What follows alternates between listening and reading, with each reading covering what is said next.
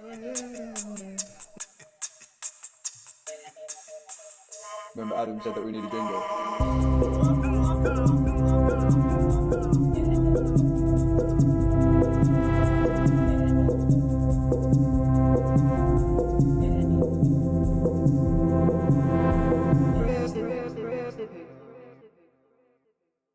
Howdy everybody, and welcome to the Praise the Pickle podcast. I have with me Mr. Daniel Watts. Hello. Hello, how are you? I'm very well. How are you? Yeah, I'm alright. Was your week good? My week was good, thank you. I'm yes. glad. How was your week? I'm very glad to hear your week was good. My week was great, thank you. It's almost like we haven't spoken. I know, it's almost like this is the first time we've spoken to each other this We never week. speak. No, never. And I also have with me, on my right, Mr. Kevin Hart. Howdy. Howdy. That's me. Don't copy my word, Kev. Oh, is that what you said? That's probably Yeah, I why say it's in howdy. my I've said head. it at the start of every podcast. Well, I said it at the start of the second one anyway. But how are you, Mr. Kevin? Me, I'm decent. It's been a Double? good week. Double or just single? It's just single decent right now. Single. All right, cool. We'll be double Got decent the by week. the end of this show, as I'm Yeah, sure everyone course it will is. be. Right. So, first things first. Let's go through some. I'm gonna call this section "Elephants in the Room" from last week. Starting with the obvious one that I don't know how many people would have picked up on this, but I'm sure. let me basically explain what happened. Okay. So what happened was we were recording. It was all Gucci, and then I go upstairs. I go on my Switch, right, and I'm like, I'm gonna look at the sale for today. And when you open the Switch, the first thing that comes up is the Discover section, and it shows you like new games that's come out and stuff. And the game that comes up is Ori and the Blind Forest Definitive Edition. Kevin, what do you have to say for yourself? I don't know. I just... It said DEF, and then I thought to myself, well, if it was Definitive Edition, it would say Definitive Edition. Yeah, that's never been I abbreviated thought before, yeah. But then at the time, I thought to myself, I don't think deaf is spelled DEF, but... What else could it possibly mean? Well, that's the thing. Fucking definition. I thought to myself, if it was a Definitive Edition, they'd say that. And then Yeah. I know that deaf wasn't spelled like that, but then I second guessed myself, and I was like, So your it's mind deaf? went to the next best thing. Your mind went, oh, they're not going to spell definitive like that. That would be stupid. But your mind went to, this must be a version of the game for deaf people. That's the next logical step, isn't it? Yeah, it's either no, that's not how people spell definitive. Then your next one is maybe, deaf people. I thought maybe where, like, you know, the way you describe the game, the music and everything put together, and I thought maybe deaf people are missing out. Sorry, okay, if someone's deaf, how are they going to experience this game, Kevin? They can have a little person in the bottom corner with their hands. Oh, what, they're just going to sound like sign language to music, yeah? Yeah. A, B, B, A, I, C.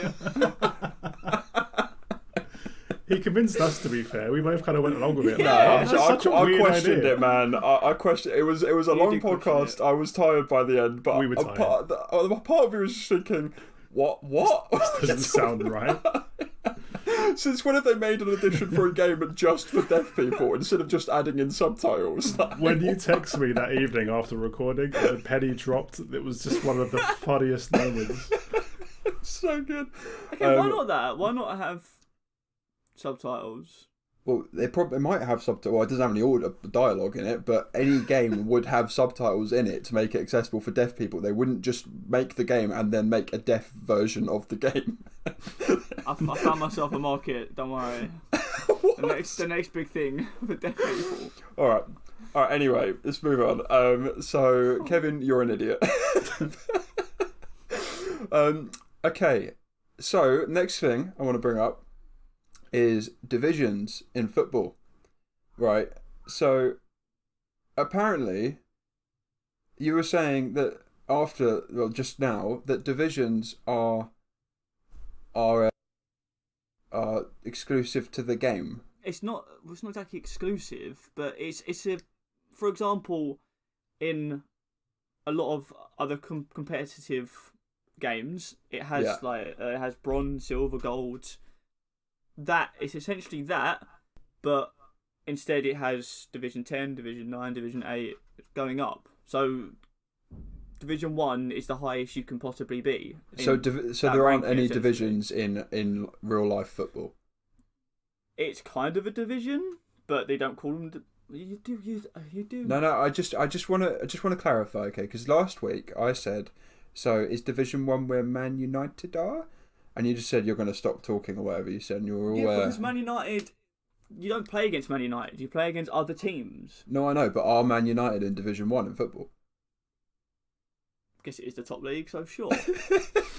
Alright, cool. Just wanted to get that out there, alright? Because you made me sound like an idiot last week, and it turns out I wasn't being an idiot, and Man United are Division 1 kind of...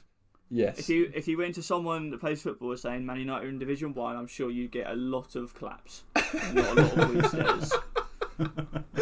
Okay, cool. Well, very very well done for beating Man United in Division 1 in FIFA. You're it's triggering me, man. Why do you think I'm doing this, Kev? Okay. This isn't elephants from the last show or elephants in the room. No, it's just how can we make Kevin feel as ridiculous as we possibly can.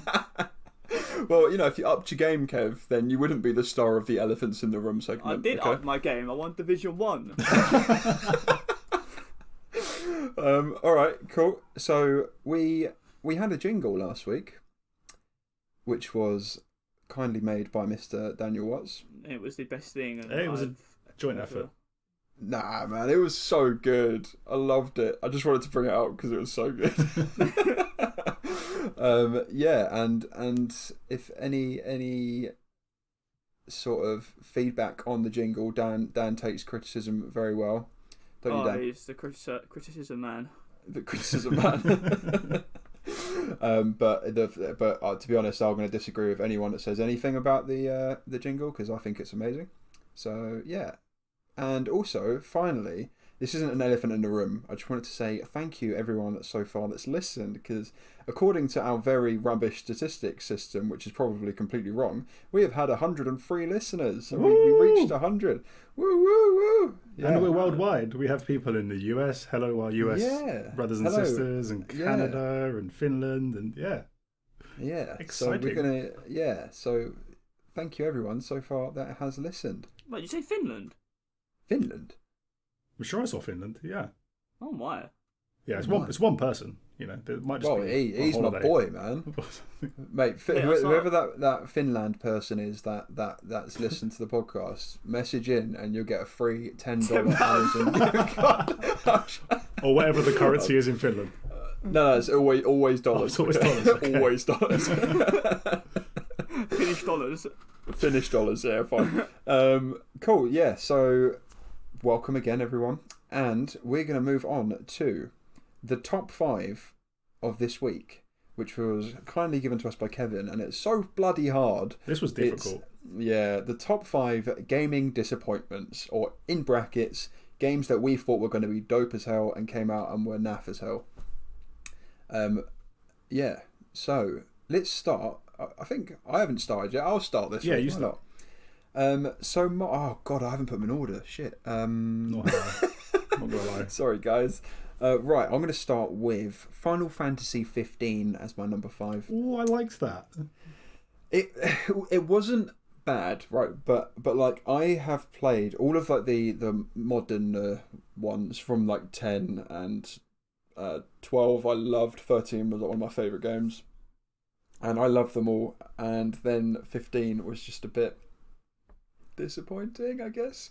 It was. I had such high hopes for it, and it was in production for such a long time. And I don't think I liked the direction of the whole bromance thing. To be honest, it just didn't feel serious enough. Really, I just felt a bit naff. You have to admit, it was a technical masterpiece, though. Oh my god, yeah, like just when that first bit when you're driving around in the car, I don't understand how they got graphics like that. Like, yeah. I just don't. But that's standard Final Fantasy, isn't it? They're always True. like making next gen quality games on current gen. That's pretty much they've always done that. So it's in terms of graphics and stuff, amazing. I just wasn't a fan of the story. Combat was okay, it was a bit naff considering how strongly I came off Final Fantasy 13. How much I loved that. Final Fantasy 15 was a bit of a hit and miss, unfortunately, for me. Yeah, definitely one of the weaker ones in the series, but I didn't think it was a major disappointment. Oh, well, you're wrong. Okay. Let's go to Daniel. Ghost Recon Wildlands is relevant at the moment, and I think basically it sucked.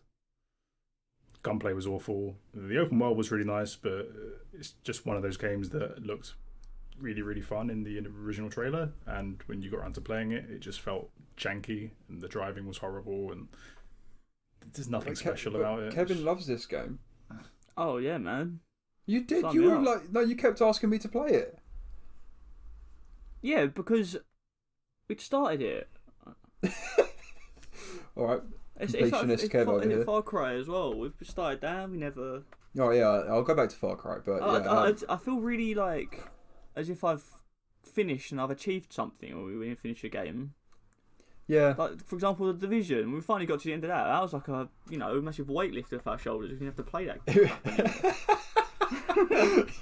yeah, it was a little bit. Yeah, we was just playing it, but to finish it, we had no enjoyment from it. Yeah, but at least in The Division, we were towards the end when we sort of got to that state of mind. Whereas in Ghost Recon, we're like a tenth of the way through or something. I just don't see the point. We did set ourselves a really massive task in doing every single area. Yes, that is true. Which, in my opinion, I think is quite good because if you like the game, you got a lot to go for. But yeah, but what is there to like? There's no difference at all. Like you literally do the same thing over and over again. Well, you can play it. Well, I guess it is. Yeah, all right, fair enough. Right, you won me over with that one. that was hard. Yeah, I agree with that one, Dan. Yeah, massively undershot expectations. Yeah, I mean that's pretty standard from their games, to be honest. But yeah. All right, go on in, Kiv. This is a game you two are not going to have any clue about, and it's FIFA Street 3. I love that game. Oh, I've played FIFA. Oh, I've played the first two. That was my favourite FIFA. FIFA Street 1 and 2 were brilliant. They were, one of the best things. So many people would love to have another FIFA Street back. But FIFA Street 3 was just terrible. Graphics were funky. Didn't really understand what was going on there. The actual gameplay of it was pretty much you press one button to do skills and that's it. Just from one end of the pitch to the other end of the pitch and you score a goal. Just the game was just nothing compared to. Oh god, yeah, I remember this. I've just seen the cover art, and my god, yeah, I remember that weird ass graphic style they used. Yeah, as well. I think it's Peter Crouch on the front of it, isn't it? The really lanky, tall dude. I mean, I don't know what Peter Crouch looks like, but I'm going to assume that lanky, tall dude that's on the front is Peter Crouch. Yeah, he does his own podcast. Does he? Yeah, he's getting involved. He used to do it on XFM. It was quite good actually. All right, guys, next week guest host. Peter Crouch. 2 metre Peter. I've just realised you said FIFA Street 3. I initially thought you said the first one, but the first one was really good fun when it first came out. Yeah, definitely. Was that the first two? Was it? I can only vaguely remember it, but was one of them like the perspective was like down the pitch and the other one was like sideways? I think the second one was definitely sideways. You've been able to change the perspective in most FIFA games, haven't you? Mm. Oh, that was it. Yeah, you could like toggle between.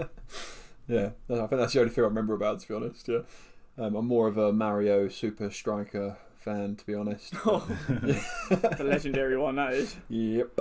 And I mean, they've tried bringing back a FIFA Street style in the most recent FIFA, but it hasn't I've heard about any hype at all from it because you can't play online against other people. I don't think. Or you can't play it with your friends. I think it's always a single player game essentially. It's pointless. Yeah, I mean, I've the things I've heard about FIFA is that they're pretty much that the rest of the game is dying apart from Ultimate Team. That's pretty much what I've heard. Yeah, that's what's making the money. So they leave everything in the dust and to die, except from the thing that gives them all the money. Which I guess, why wouldn't you? But yeah. FIFA Street 3 was me fifth. It is a bit naff. Right, my number 4 is Arizona Sunshine. I have mentioned this once, I think, in the pod. Yeah. The only reason it's not higher up the list is because I wasn't really expecting it to be amazing, but I wasn't expecting it to be as god awful as it is. It's horrendous. It's do you guys know what this is? Yeah. Was it PSVR exclusive, or was it cross-platform? No, it was on Vive and stuff first, right. and then it came to PS4. But it got like really high, whatever the word is, praise. That's the one. Well, high praise on PC, and then it came out on PS4. I was like, oh, cool, all right, great. Yeah, just garbage. I've never got the motion sickness in any game apart from that. I played with the settings as much as I could, and then I pushed through. Yeah, I remember you telling me that it was this one specific game you were getting a motion sickness with. Yeah, it was horrendous, man. Like, I played with all the settings, and I pushed through for like an hour, which is always a mistake, because if you're getting motion sickness, you need to just stop straight away, because if you just try and push through, sometimes you will push through and you'll be fine afterwards. Other times you won't push through and you'll feel horribly sick for the rest of the day, and I just felt like crap for the rest of the day. But in terms of the actual game, I should probably talk about that. It's just god awful. Like, it's like they try and take the humour out of like a Saints Row game or something and stick it in a really bland zombie game. Yeah. And and the main characters come out with these cheesy one-liners, and it's just like oh man, it was horrendous. I played about an hour and never ever playing that again. You play 1 hour of this game, and for the rest of the day you feel like crap. Yeah, like it just imagine a game worth doing it. that. If I played like an hour of Super Hot, man, I don't care. I'll projectile vomit all over the place for the rest of the day. I don't. That's worth it, Mm-hmm. But this game, no, not at all. Danny boy, you're number 4. There was a game called Homefront. I don't know if you guys remember it. Oh, God, yeah. Like the first one was okay. It was actually pretty good. It was like Americans versus Koreans, which was different, I guess. The Koreans invaded America, this kind of stuff. The sequel was called Homefront: The Revolution, which looked really, really good and turned out to be one of the most technically flawed, horrible to play shooters I've ever played by far. Yeah, I've heard. I've never played it, but I have heard horrible things about it. Is it something to do with? Is it it's something technical, isn't it? That's the issue of it. Yeah, immediately I was hit by what I can only describe as really, really bad input lag. So things would rotate on the screen sort of half a second after you press on the analog stick, and it just, like Arizona, it just made you feel sick when you were playing it, and nothing was snappy or responsive. I couldn't play more than an hour of it, and it really upset me because I loved the first one. I finished it, played it all the way through, and was looking forward to the sequel. And I couldn't even get past the first level. I mean that was getting massive coverage as well. Everyone was pretty hyped for that. So that was definitely a big disappointment. I mean people were like looking at it and describing it as like the next big shooter sort of thing. Yeah, and that was one of the biggest flops I've seen in a while. Like that was like No Man's Sky proportion flop, like it was. Okay. Yeah, let's not talk about No Man's Sky. I know it's going to be on one of your lists, but we'll see. No, I wouldn't. It's not on mine. I wouldn't have spoiled it otherwise, would I? I guess. Mr. Kevin, go. I want to set a little story for you on this one. I'm excited. Everyone, get your blankets out. So, years and years ago, me and my brother, we used to. It was back when I think we were playing Halo 1, maybe around Halo 2-ish time, and we'd completed the games. We played them over and over again, and we thought to ourselves, we should probably try and find another game that's similar to this. So we go to this little place near where I live called the Fun House. It's usually where we got our games, and because that was back then when you used to rent games and stuff. Mm-hmm. And we asked the guy behind the counter, we're like, do you know of any games that are similar to Halo, anything close to it and whatnot. And the game that we ended up renting out was Mass Effect. No. What? And oh God. I know this could upset a lot of everyone. Switch off now. Don't listen to this. Don't listen to this. No one listen to this.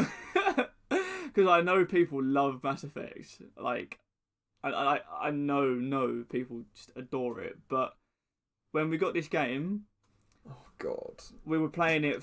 I think we played it for about, I'd say, a good half a day, and both me and him were just a bit like, this is a bit naff. We kind of just wanted to go in and run and gun and kill everything, and that's not what we got. I'm gonna give you the benefit of the doubt, Kev, and I'm just gonna in my mind, I'm just like, okay, this wasn't the type of game Kevin wanted to play, and that's why he didn't like it. I was going into it wanting a Halo-esque game. It's Mass Effect wasn't Halo like that.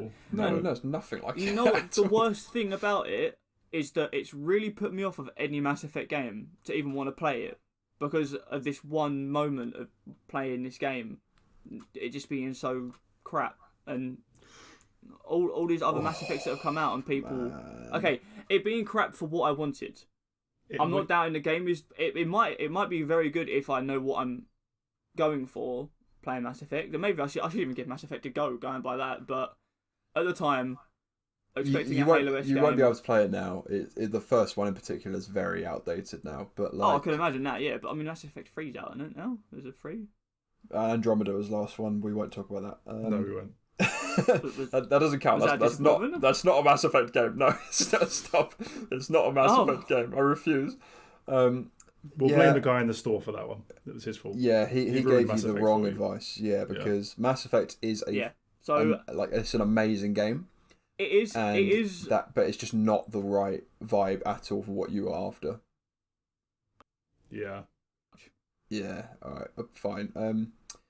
We'll let you off this time, Kevin. Yeah, I don't know if the listeners will, but yeah, cool. Okay. Maybe I kind of twisted the point of like the top 5 gaming disappointments, considering the game to me was a disappointment, but it wasn't a disappointment because it was a rubbish game. It was a disappointment because I was misled. Yeah, well, that's a more subjective that's story. Fair. Yeah. I mean, it's kind of like, when you finish like an indie game, like a game, and you're like, man, I want to play a game like that. I want to play a game very similar to that again. I kind of felt like that after, when me and you completed Dying Light, Kev. Yeah. Oh, and it was like, you just want to play a game that's so similar to it. You just like kind of want to play it again, but you don't want the same thing again. You just want something slightly different but similar enough to just scratch that itch. Mm-hmm. And then you just can't find it. And any game that you play in that period of time doesn't feel good, basically. So I do sympathise with you. Yeah. Right, it's my turn. Mm-hmm. Right, so my number 3 game is Outlast. Oh, really? Yes. I would have thought that was like right up your street. It is. So let me explain. Right, so Outlast 1 was amazing. Okay, it was probably one of my favourite games of those sort of years, like horror game wise. But the reason I loved it was the real sense of horror, because you go into a mental asylum and you're being chased by mental people, and it's just all it feels real, it feels raw, it's great. And then the disappointment, as per the top 5 list, the disappointment of this came towards the end of Outlast 1 and Outlast Whistleblower. Oh, okay, yeah, all right. I know exactly. You know what I'm talking about, Kev. Yeah. Oh. So, spoiler alert for anyone that hasn't played Outlast 1. I mean, I would highly recommend it, apart from the ending. You could skip that bit. But spoiler alert for this. I'm only going to talk about it for a minute or so just skip forward a minute. Yeah, so basically there's a ghost at the end, and it basically becomes like a supernatural ghost thing towards the end, and Whistleblower's focused on that as well. And my God, man, it was just the worst flip in history. Like, you go from this really raw, like, solid mental asylum crazy people, naked men chasing you around and stuff, and it's just brilliant. And then you go, and then suddenly a ghost pops up, and you're just like, mate, what are you doing? They try and make something that's like I think they try and go from scary to like to the next level of scary, and they ruin it. Dumb. They completely ruin it. Yeah. We didn't even complete the first one in the end, did we? Just get I think we got to the ghost bit, and we were just like, nah, fuck this, man. This is just dead. No point. Whistleblower wasn't. It was at times it was good, but there were times where you would get killed by a ghost, or randomly there'll be a ghost appear. Yeah, I mean, I barely played any of it actually. Thinking about it, I don't know. Whistleblower was a bit naff, but I think they learned from their mistakes, because Outlast 2 was back to the raw. Yeah, proper. Good. Outlast 2 was so good, wasn't it? Yeah, and it was like back to the good old like crazy cult, real things, and it was just really scary, which is exactly what you're looking for in a horror game. So yeah, that's my number 3. Go on, Danny boy. I just realised that my list is all kind of cliche E3 disappointment shooters. So the next one's from way back when the PS3 came out. Killzone 2 was announced with this epic, like proper sick CGI trailer, where you start off on like a flying ship vessel type thing, and you're looking out over the air, and you've got these crazy volumetric clouds, and then you land, and there's these mad action sequences with no UI, and it just looked crazy. And I remember showing all of my friends this, saying, look how good the PS3 looks, look how crazy this FPS looks. And it came out, and it wasn't a bad game when it came out, it just wasn't. Was this Killzone 2? I don't think it was it? Pretty sure it was Killzone 2. The one that I'm thinking about is the PS3 Killzone 2, pretty sure. I thought Killzone on PS3 was called something different. No, I'll look it up. Go on.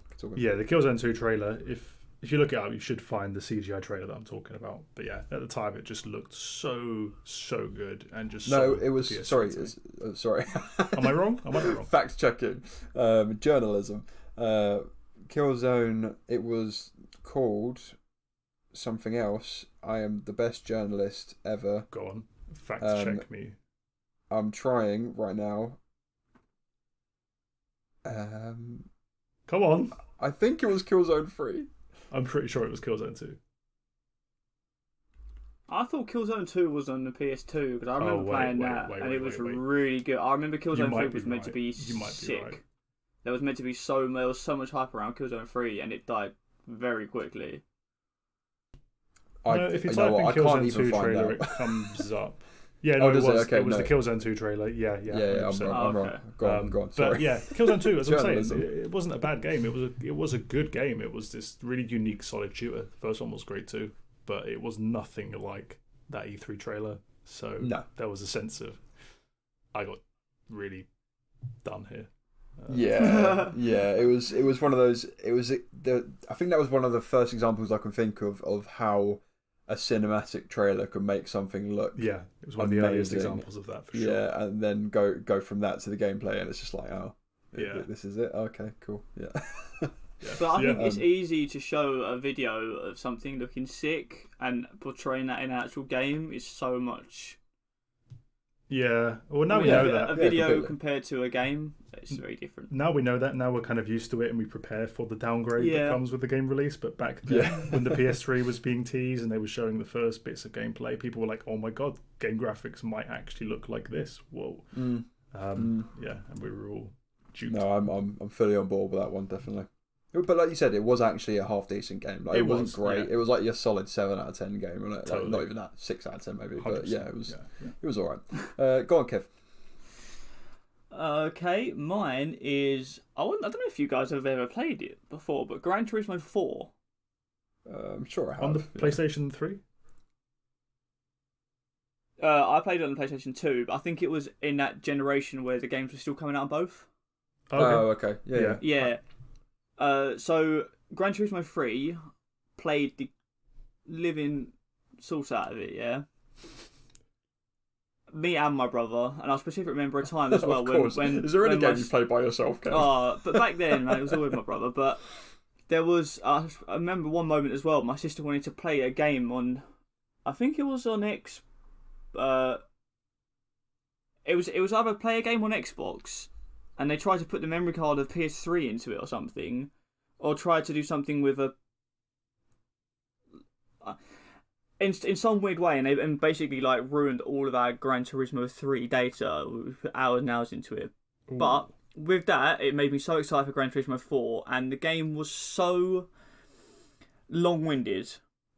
Where in Gran Turismo 3, you'd play your races, you'd do your races, you'd win, you'd lose, you'd get your money, and you'd slowly build it up until you bought yourself a nice new car that you had to, you had to buy a certain car for certain races, certain type of car to be in the races, and you felt like it was your car. You bought yourself a new car, and you could do it up, okay, like with like little bits to do it up.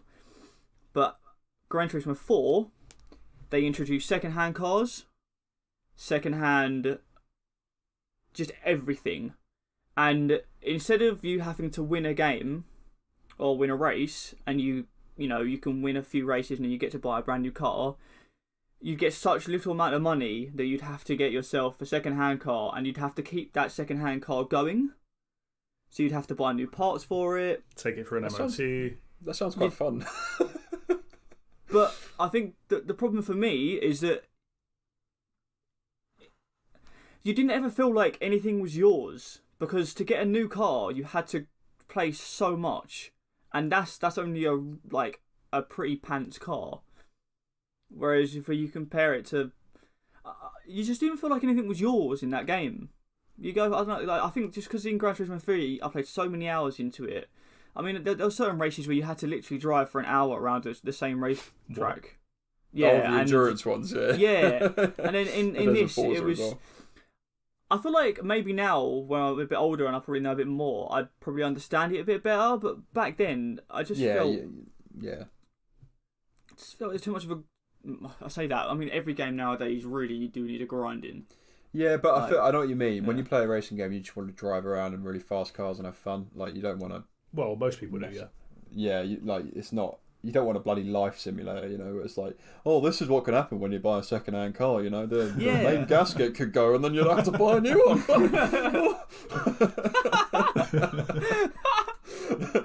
I mean, because, Gran Turismo has always been marketed as a driving simulator, isn't it? Yeah. So I guess that's taken the simulation to the next level. Yeah, like, this is what it would be like to actually own this car. Yeah. In the next one, you'll get completely ripped off by the car salesman and... We'll get some dodgy import that's got a history of being stolen. You have to work a 9 till 5 to get any money. Buy your entry job for 3 years before you can buy a little Ford Fiat. You'll buy like a Ford Focus or something. A Ford Focus. I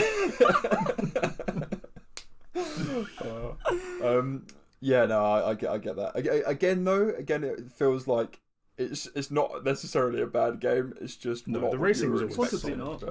I guess that's why the top 5 gaming disappointments, and then in brackets games that you thought were going to be really good but naff. I guess that brackets thing's actually quite important for your list, Kev. Yeah, sounds it. Yeah.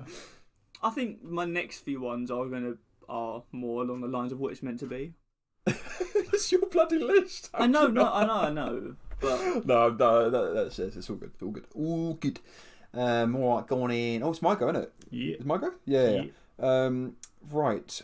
My next one, I've done 3, haven't I? Yeah. So my number 2, I've mentioned this one on the pod before as well. Dan, go. What is it? You always do this to me, and then there's just a really long, awkward silence. You're supposed to know me well enough, Dan. What's my favourite gaming series of all time, and what is going to obviously be Resident my Evil list? 6. Thank you very much, Kevin. Oh. All right, Kevin, you're promoted to my brother. Dan, you're demoted to my best friend. Woohoo! Right? Damn, that hurt. Kevin Watts. Yeah, but you said the other week that you actually quite liked Resident Evil 6. Hold on. Hold the phone, boy. Hold the front door, okay. So Resident Evil 6 was a bit of a shocker, really. I played the living sod out of Resi 4, as I mentioned before, and Resi 5 I also did. I think I got every single... I 100%ed Resi 5 as well, like every single collectible, finding all those little plate things you have to shoot and all sorts, but loved it, even though it was a bit of a weird action game as opposed to a zombie game. But yeah, Resident Evil 6, they got a bit trigger happy, I think. They were like, right, people liked Resi 4, right? Everyone loved Resi 4, and that was like a survival horror game. People liked Resi 5, different people liked Resi 5, and that was more of an action game. And we'll do something new as well. So they've made 3 campaigns, one which is a survival horror, one which is a complete action game where zombies have guns and stuff. And then the other one was like when you play as like this mutant thing or something. I can't remember his name. And you play as this guy and you have like weird sword arms and shit. And yeah, Leon's campaign was actually half decent, in my opinion. So that's why I said it's not as bad as people make it out to be, because if you just play Leon's campaign, then you're probably fine. It's not great, but it's not bad by any means. And then Chris's campaign, the action one from the guy from Resi 5, was just garbage, just pure utter nonsense and garbage. And the other one was even worse when you play as the mutant guy. It was just a mess. It was just crap. And as I've played every single Resident Evil and I've loved all of them, so of course when Resident Evil 6 gets announced and they make it out to be this massive epic masterpiece with 3 intertwining campaigns, and you're like, ooh, this looks fancy. No, it's not. It's crap. Yeah, I think that's fair enough. When you sunk that much time into a series and the finale, kind of finale, really disappoints that much. Yeah, it was pretty crap, to be honest. I mean, there's select few games that I pre-order, and I also pre-order the strategy guides with it. I don't do that anymore, but I used to do that. Yeah, and that was one of them. I still have the guide somewhere. Nerd. Thank you very much. Why do you think I'm doing a podcast, Kevin? Oh, jeez. Why do you think you're doing a podcast, Kevin? Yeah, okay. That's all right. Yes, that's my number 2. Go on, Danny boy. Drop a deuce. Nice. Watch Dogs. The concept just looked so sick. And again, like, mine are all a little bit cliche, to be honest, apart from maybe my last one, which I'll mention in a minute. But yeah, it was one of those E3 downgrades, but also the concept of the game was so interesting. Like, I always wanted that kind of hacker type open world GTA game. E3 trailer was awesome. The idea of being able to like tap into phones and street lights, but yeah, when the game came out, it just felt horrible. The downgrades on the graphics you could kind of look past if the game itself was. Well, it sucked, and it was again one of the major people haven't disappointments. checked out the E3. Obviously, there's loads of E3 versus real game comparisons, but if you haven't checked out the Watch Dogs one, check it out. Man. Yeah, it's remarkable. Ridiculous. Yeah, like how it looked at E3, man. Like, and that was in-game engine as well, apparently. Yeah. And you're walking along, and there's the wind blowing like the parasol next to you and stuff, and you're walking to the bar, physics. And it's like, oh man, it was so good. And then the density game, of the crowds. Oh my god. Yeah. It's like they just suddenly took out like 90% of the NPCs in the product. Yeah. So there was that, but then the game itself, the driving was one of the most disappointing things about I've heard game. it's meant to be absolutely It's like you're driving these little slidey go-karts on ice rinks. It's so horrible. Especially when like GTA came out around the same time and that was just solid. And then you tried to switch to this. It was impossible to transition over. But yeah, such a shame because the concept was so awesome. Watch Dogs 2 did a much better job of capturing what Watch Dogs should have been about. Legion might be good. We'll see. But yeah, Watch Dogs. Legion's free, isn't it? Yeah, the third iteration. Yeah, it looks interesting. Cool. Yeah, it's got one of those like big fancy gimmicks where you can take over any or recruit and play as any civilian in the town, and they have their own personality. Oh, it's that, isn't it? Yeah, I think my favourite thing about it though is that you can play as like an old man with like a disease that you can die at any time and stuff. That's brilliant. Like I don't know how varied but I was listening to the IGN podcast and they played it, or I don't think they played it. I think they might have seen like a special preview because they're proper journalists, you know. Yeah. In other words, Ubisoft, can you invite us to the next preview, please? All right, we're top dogs as well, you know. Yeah, man, praise the Pickle all over. We'll shill for you. And but apparently they said they were almost like dumbfounded as to how the system works, because the variation in the types of traits that people have is insane. Like, the amount of different traits that each random person that you can recruit is just madness. Like, the random generation is incredible, and they have no idea how they did it. So if that's the case, then I'm very interested. Wait, really? Yeah. We'll see. I'm going to hold out for that one. I'm not going to rush into anything. I'm going to wait and see. But fingers crossed they nail it this time. And it's in London as well, so we can hopefully explore places that we actually know. I know. Yeah, looking at the E3 this year, looking at the in Camden, and I was looking at it, and I was like, yes, Camden, I know that bit. It's so good. Right, Kev, go number 2. Drop a deuce. Oh, blimey. My number 2 is Lord of the Rings: Battle for Middle Earth 2. Battle for Middle Earth 2. Oh, that was the RTS, the strategy game. Yeah. Oh yeah. I was a big fan of the first one. I'm a massive Lord of the Rings fan. Absolutely loved that type of game. When they announced the second one, I was like, yes, it's going to be epic. It's going to be like the same thing all over again, just billion times better. But instead, they introduced so many random characters in that. So many random... Okay, I've not read, any of the books. I'll give you that one. But I'd kind of gathered that the majority of the things that are in the film, or the enemy, the bad guys, the protagonists or the antagonists. Yeah, the majority of them would be in the books and stuff. And at one point, I specifically remember one of the new characters or whatever they introduced into it was just this massive troll thing, but it didn't really properly look like a troll. It kind of, how do I explain it? Kind of reminds me of one of them weird long necky things from Star Wars. I find it so hard to describe what it is because it looks so random. Kind of a mix between Jar Jar Binks and a troll. And the image in my head is just disturbing right now. Yeah.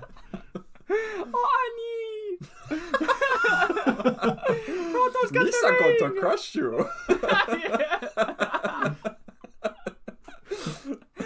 And just the game, you didn't feel like you were playing Lord of the Rings after it. You just was playing something completely different with just the occasional character that you knew just thrown in there, and was just complete garbage in my opinion. I could just imagine, honest trailers on YouTube. I could just imagine it being like, the Lord of the Rings Battle for Middle Earth 2. Play as your favourite characters: Gandalf the Grey, Randalf the Blue, Frodo, Bobo. Just loads of random characters. Everyone's like, what? Steve from the Chippy.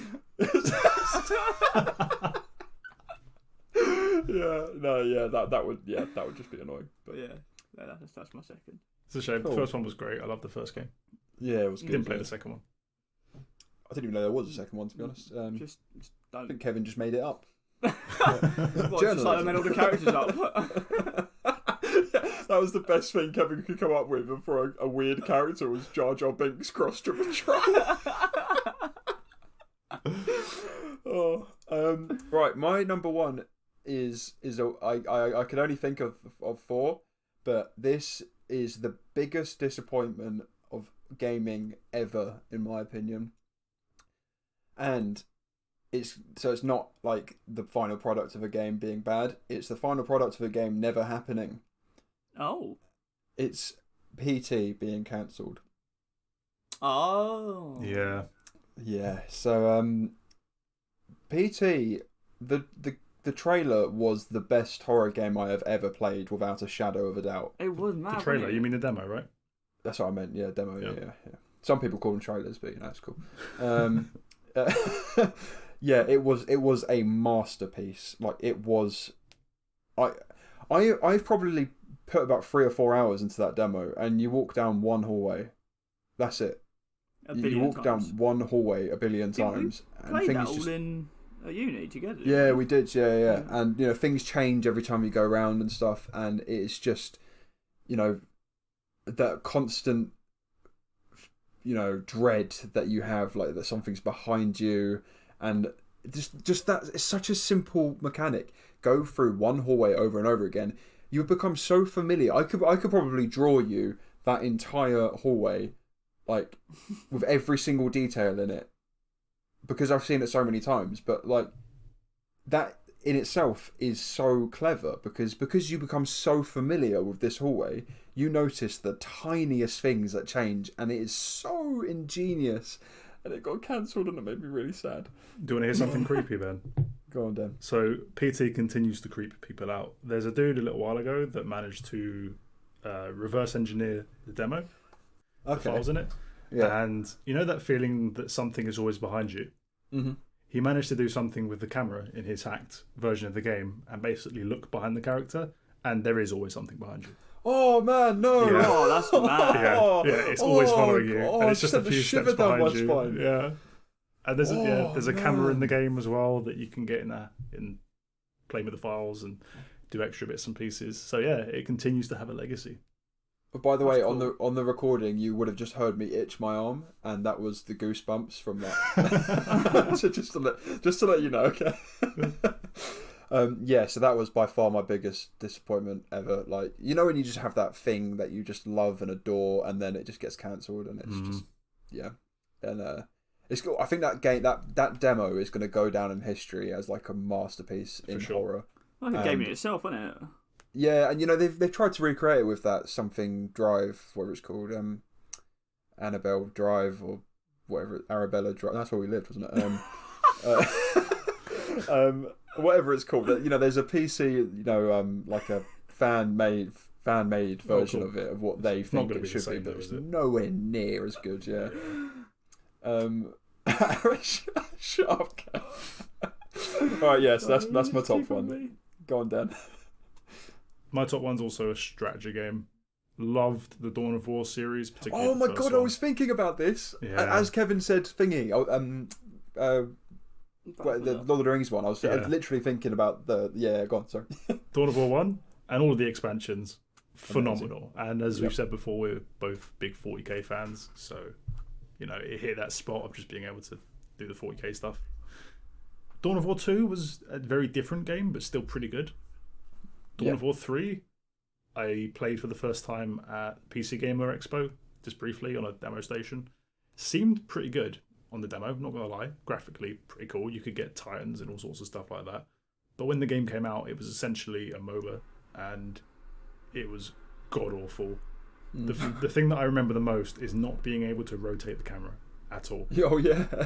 You could zoom in a bit and you could zoom out a bit, like not enough in either direction, and you couldn't rotate the camera, and you were stuck just with one point of view. Lazy game making, isn't it, really? I don't know what came over them. Yeah, and you only had 3 races, and then it got received so badly. And this is why I love Hello Games, who made No Man's Sky, because their game was received badly, and they are still to this day improving it and refining it and adding stuff and making it good. These guys, Dawn of War 3 came out, it was received badly, and they pulled the plug. They went, oh, okay, yeah, it's shit, let's just pull the plug, and that was it. And they never did anything with the game ever again and completely stopped all support for it within the space of a few months. And I thought that was the most scummy thing to do for their fan base. And then not release any more Dawn of War games for years. Like, why not? Surely they have people who check this game before they release it. Yeah, you'd think so. And then from that, or if you realise it's that bad, get some people working on it to improve it, and then get an update. Yeah, I don't know how much Games Workshop. Obviously, they have a big part to play in it because they have the license for Warhammer. I don't know how much they play a part in it, but they are very money hungry, like very. So if they want to get a game out, they're like the EA equivalent of tabletop. so like if they've probably hired this company and said, make a game. This is your budget. Make it. That's it. Send it out. Cool. Oh shit. All right. Yeah. Scrap it. Done. Yeah. Cheers for the pocket money. That was what happened. Literally. Yeah. It's just very, very Games Workshop. I'm not. Yeah. That's one of the reasons I kind of fell out of love with Warhammer, to be honest. In the first place, they just. Yeah. Me too. It was. I mean, for all you tabletop fans out there, here is a tabletop segment as to why I don't like play 40k anymore. It's basically because they make every new army or every new codex the most overpowered piece of crap they can, so that people want to buy it. That's literally how it works. And it's so many rants about this. Yeah. Oh yeah. There's so many. And it's not as simple as, okay, I play Tyranids, right, and they have the codex rotation, so a new codex comes out for Necrons and then Space Marines and whatever, and it goes all around all the armies and back to Tyranids again. Oh, but no. I can't actually play Tyranids anymore. I still have to buy new things to use my original army to play Tyranids, to play the new codex of Tyranids, because they've changed all the rules and stuff, so I need a new HQ and a new all this, and it's so money hungry.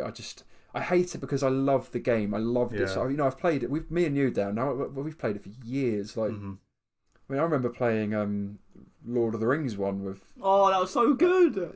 Yeah, I used to subscribe to the magazine, and the magazine they used to send you models every week. I had tons, and I've played it for donkeys, and I have a little soft spot for it as a game because it's just a really nice tabletop, you know, RTS game, I guess. Not RTS like turn-based, I suppose, but and then I just completely fell out of love with it because of Games Workshop, to be honest, which is a shame. So that's fair enough. Completely with you on that.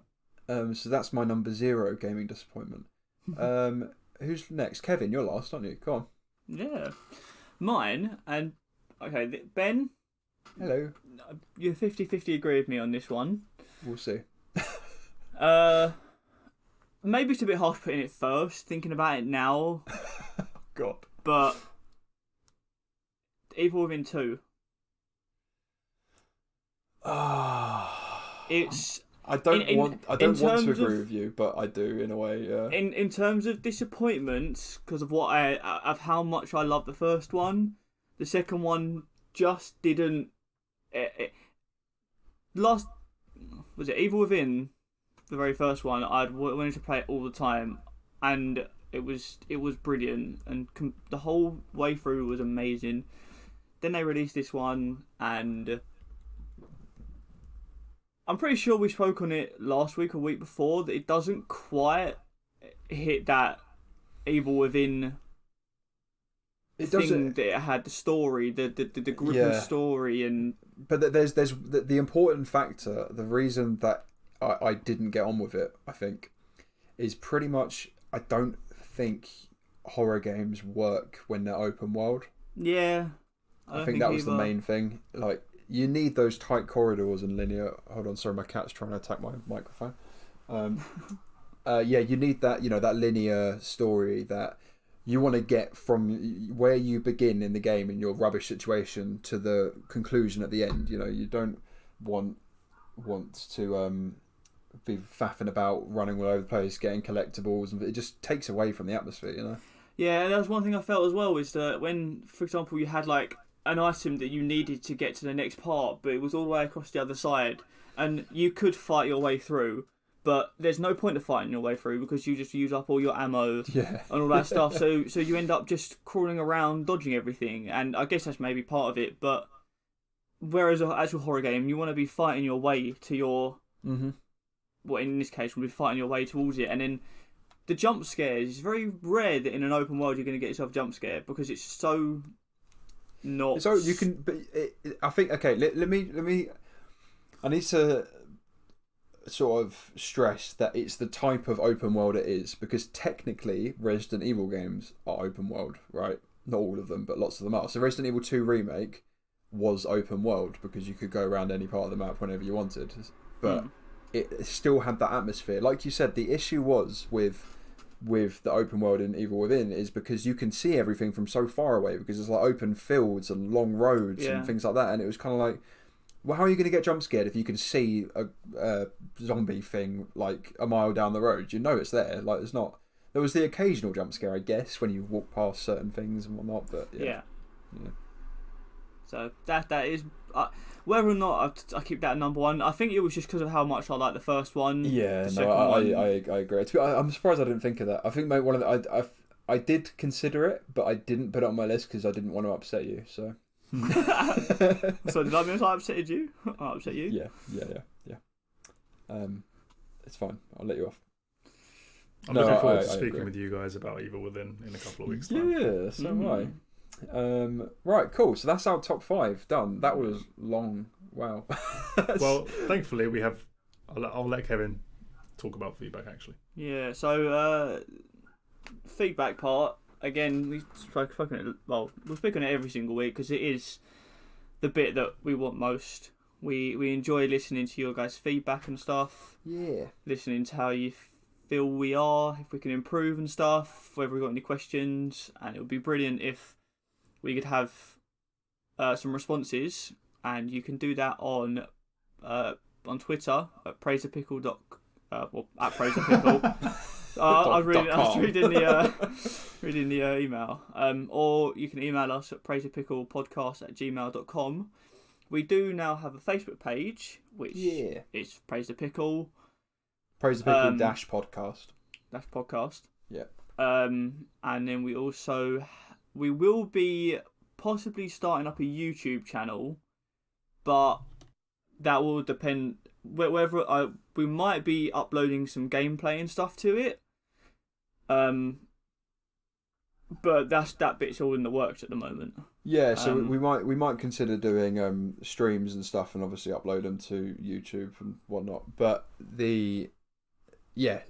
but that's not anything that's happening anytime soon. So because of money and time. So, but if that is something you want, then please do let us know. Yeah, we just some questions or anything. If you want to say anything, just any of the social medias and stuff. And I guess if we were to touch on any of the actual feedback we did get, again, it was the time issue. We did try and think about getting it below 2 hours, and it was 2.5 hours. But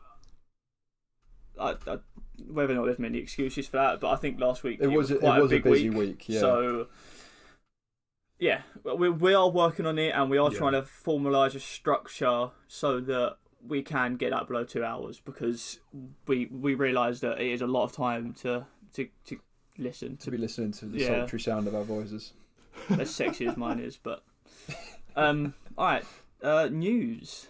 The big bit, the bit I enjoy most. Yeah, I just want to stress before that, so if you're hesitating about leaving feedback, just do it, because we basically want to be as open as possible as a podcast, and we basically want to... Anything that you write in, we will address in the podcast, unless it's pure hate mail and you're going to threaten to kill us or something. We probably wouldn't bring that up and just report you to the police. I'll bring that up and we can ask you. Kevin will bring that up, don't worry. Yeah.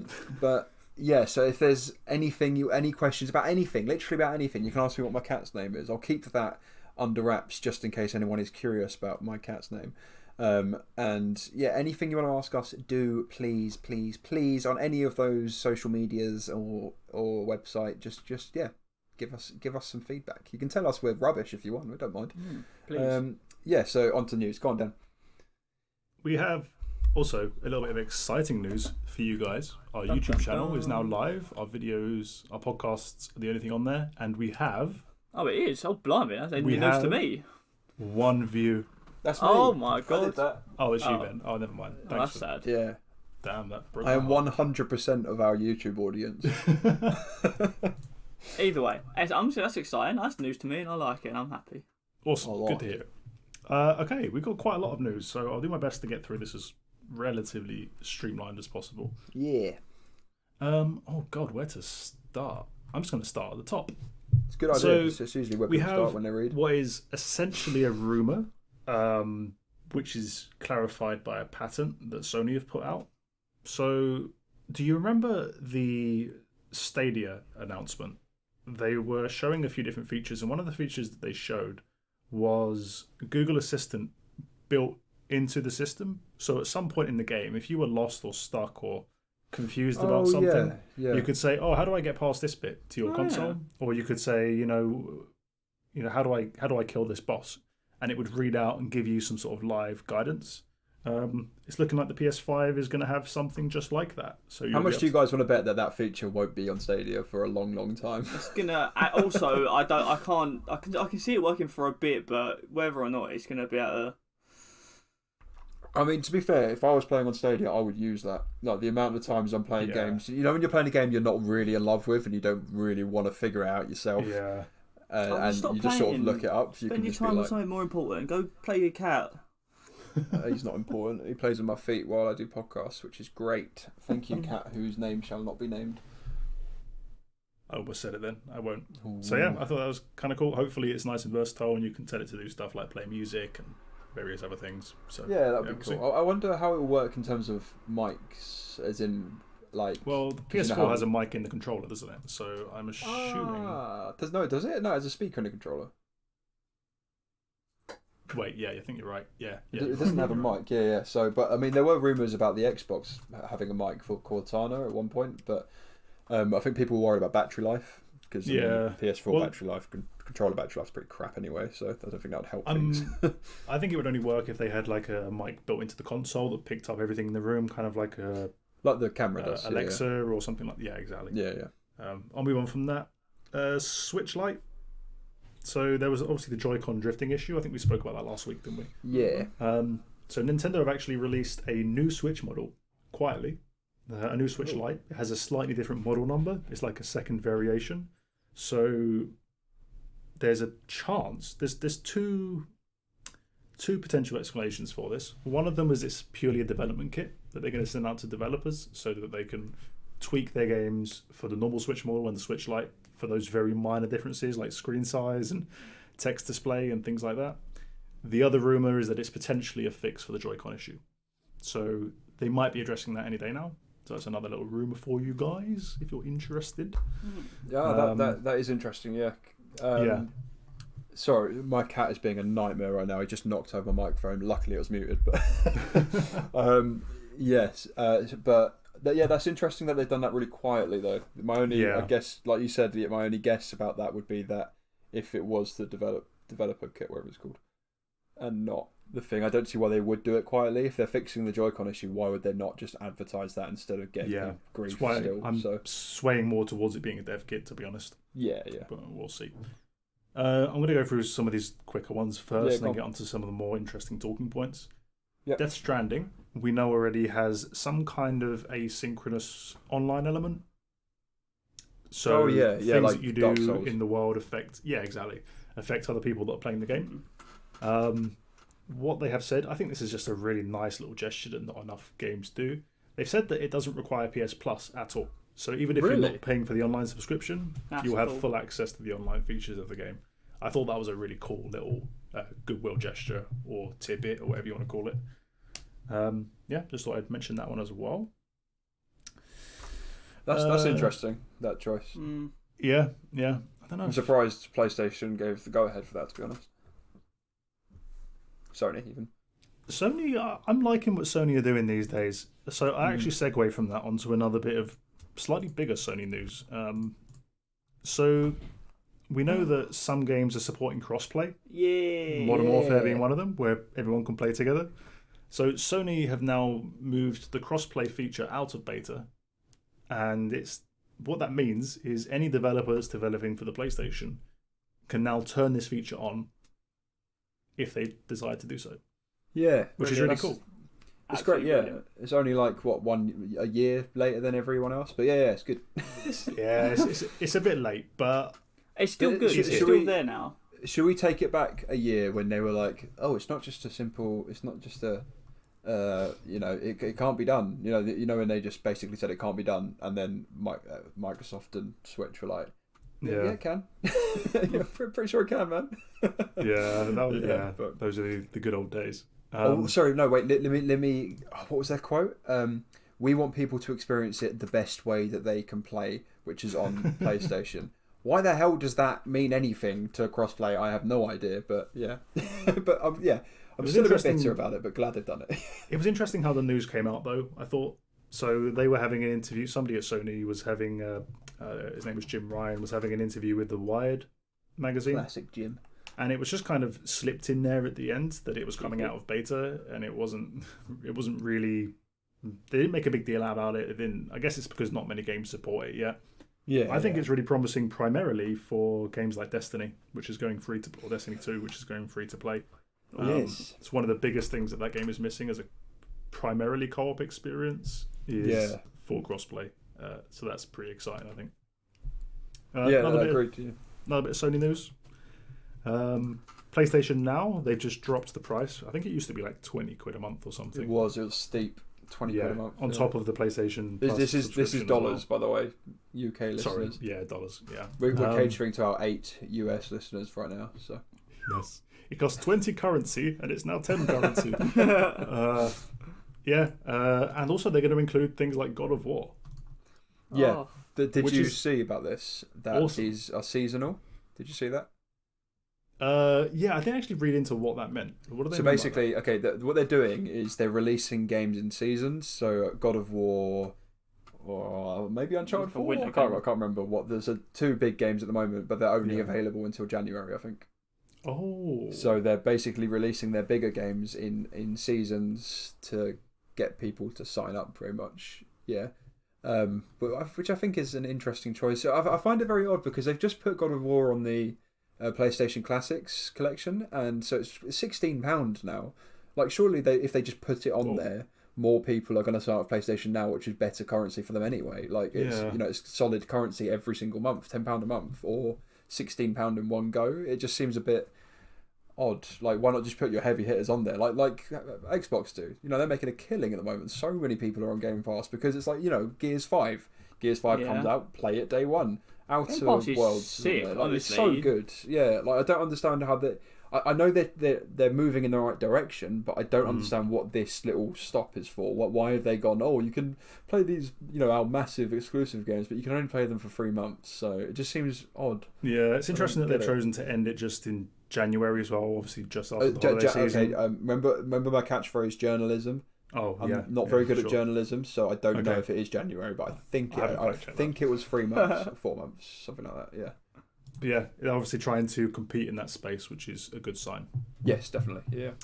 So, but then it still has the fundamental issue of you can't download all games on it. So I think you can download like an offline version. I might be wrong on that. I think you can download PS4 games if I remember correctly, but you can't. So I mean, okay. The reason I first downloaded PlayStation Now is because I wanted to play through all the God of War games before I played the new one, and you can only stream old games. I think that's right.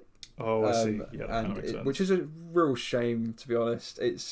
They have such a good old library on there. I can't remember how many games. It's something like 700 games on it or something, but most of them you can only stream, and internet is just not reliable enough in this country to sort of be able to do that. I mean, I was playing God of War in 1 second snippets. It was like 1 second, freeze for 30 seconds, 1 second, freeze for 30 seconds. It was unplayable completely. I played PlayStation Now on it probably in the first year it came out or so, and it was just horrible. It was unplayable. It's garbage. Memories of that. Yeah, so I mean, unless they can put that feature in, but knowing Sony, they'll be like, it cannot be done, it's impossible. And then it's just something really simple they have to do, and it takes a year of us being like, please just sort this crap out before they actually do anything. But yeah, it's still good news though. I'm very glad the price has gone down because the price was ridiculous for what it was. Yeah, it needed to. Yeah. And if you've got a solid internet line, man, get it. Like if you can, do the trial, and if it runs well. Man, oh man, there's some good games on there. I just realised. Does this mean that I can play God of War on my PC? Yeah. Ooh. I don't know about downloading. I'm not entirely sure. No, on of that. course. It would make sense that it would only be a stream, especially on a cross-platform system. Yeah, I highly doubt they'll let you download God of War on your PC. That's pretty cool, though. I'm going to have to try that. Try it, but don't play it fully. Because remember, I'm lending you a PS4 for it. So come on. All right. All right, go on. Next on to the next things. We finally have a release date for Red Dead Redemption 2 on the PC. Yeah. Finally, it took long enough for GTA 5 to come to PC. Yeah. But we now have Red Dead Redemption 2, 5th of November. So it's not even that far away. No, it's mad, isn't it? I'm kind of pumped for that. I'm not gonna lie. I'm well pumped. Yeah, I've been wanting to play it for ages, but I just don't turn my PlayStation on enough. I know that if I get a long game like that, it would either take me so long to complete, or I would put it down, in the first month and not pick it up again for a few months, and it would be. Do you know a nice little statistic? Go on. I've owned Red Dead Redemption 2 for about 3 months, and I've played about 30 minutes of it. Yeah, it looks phenomenal. But I do want to play it at its best, which is obviously on PC. So. Ooh, we're gonna start some arguments here, Dan. Oh no, my cat's gonna jump up on the desk. We're having similar problems here now. Wait, where's my cat? Let me get him up here. Come on. It's just getting on the I'm mic. missing out. This is a 6-man podcast now. Yeah, but that's good news. November 5th. I'm excited. Yeah, definitely. I presume it's going to be on there because they've got their own platform, haven't they? What do you mean? Rockstar have their own platforms, not on Steam or anything. I did not know that. Yeah, I got GTA 5 on Steam, I'm sure. No, it's new. Okay, like last few weeks ago, it happened. So you can get like Bully and stuff on it, which is quite cool. But cool. They got their own platform, which completely makes sense because everyone respects Rockstar so much. No one cares whether they make their own platform. It just means they get 100% of the revenue. So like, yeah. Awesome. Another thing to open up when I turn my computer. Another launcher. Yeah, go on. Next one then. Okay. I think we're going to have to move on to a couple of controversial / funny loot box related things. Yay!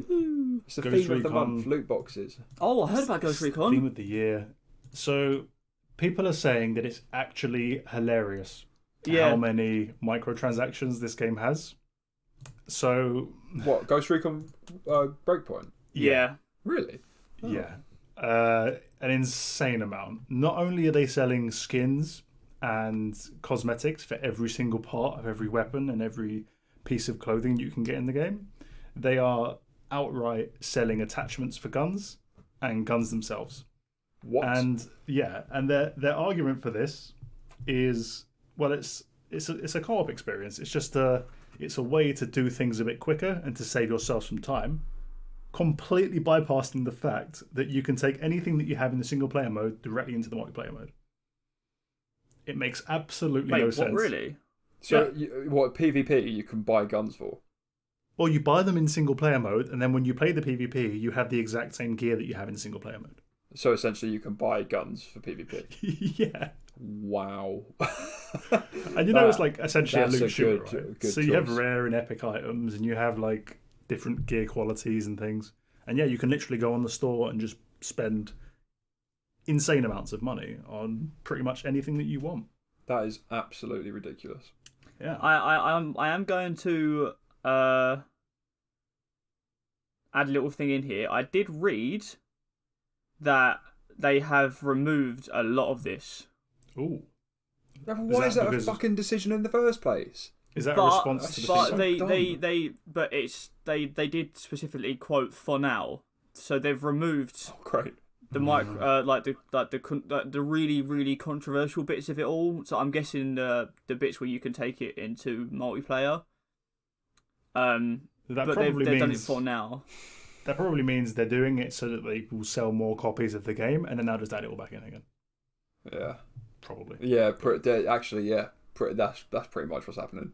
Yeah, once the sale numbers drop, man, they'll add it like, back. I expected the game to be bad, but I didn't expect it to have these sorts of choices in it. I know Ubisoft games always have paying systems in it, but you got Rainbow Six Siege, which actually has quite a fairly decent money system, I think.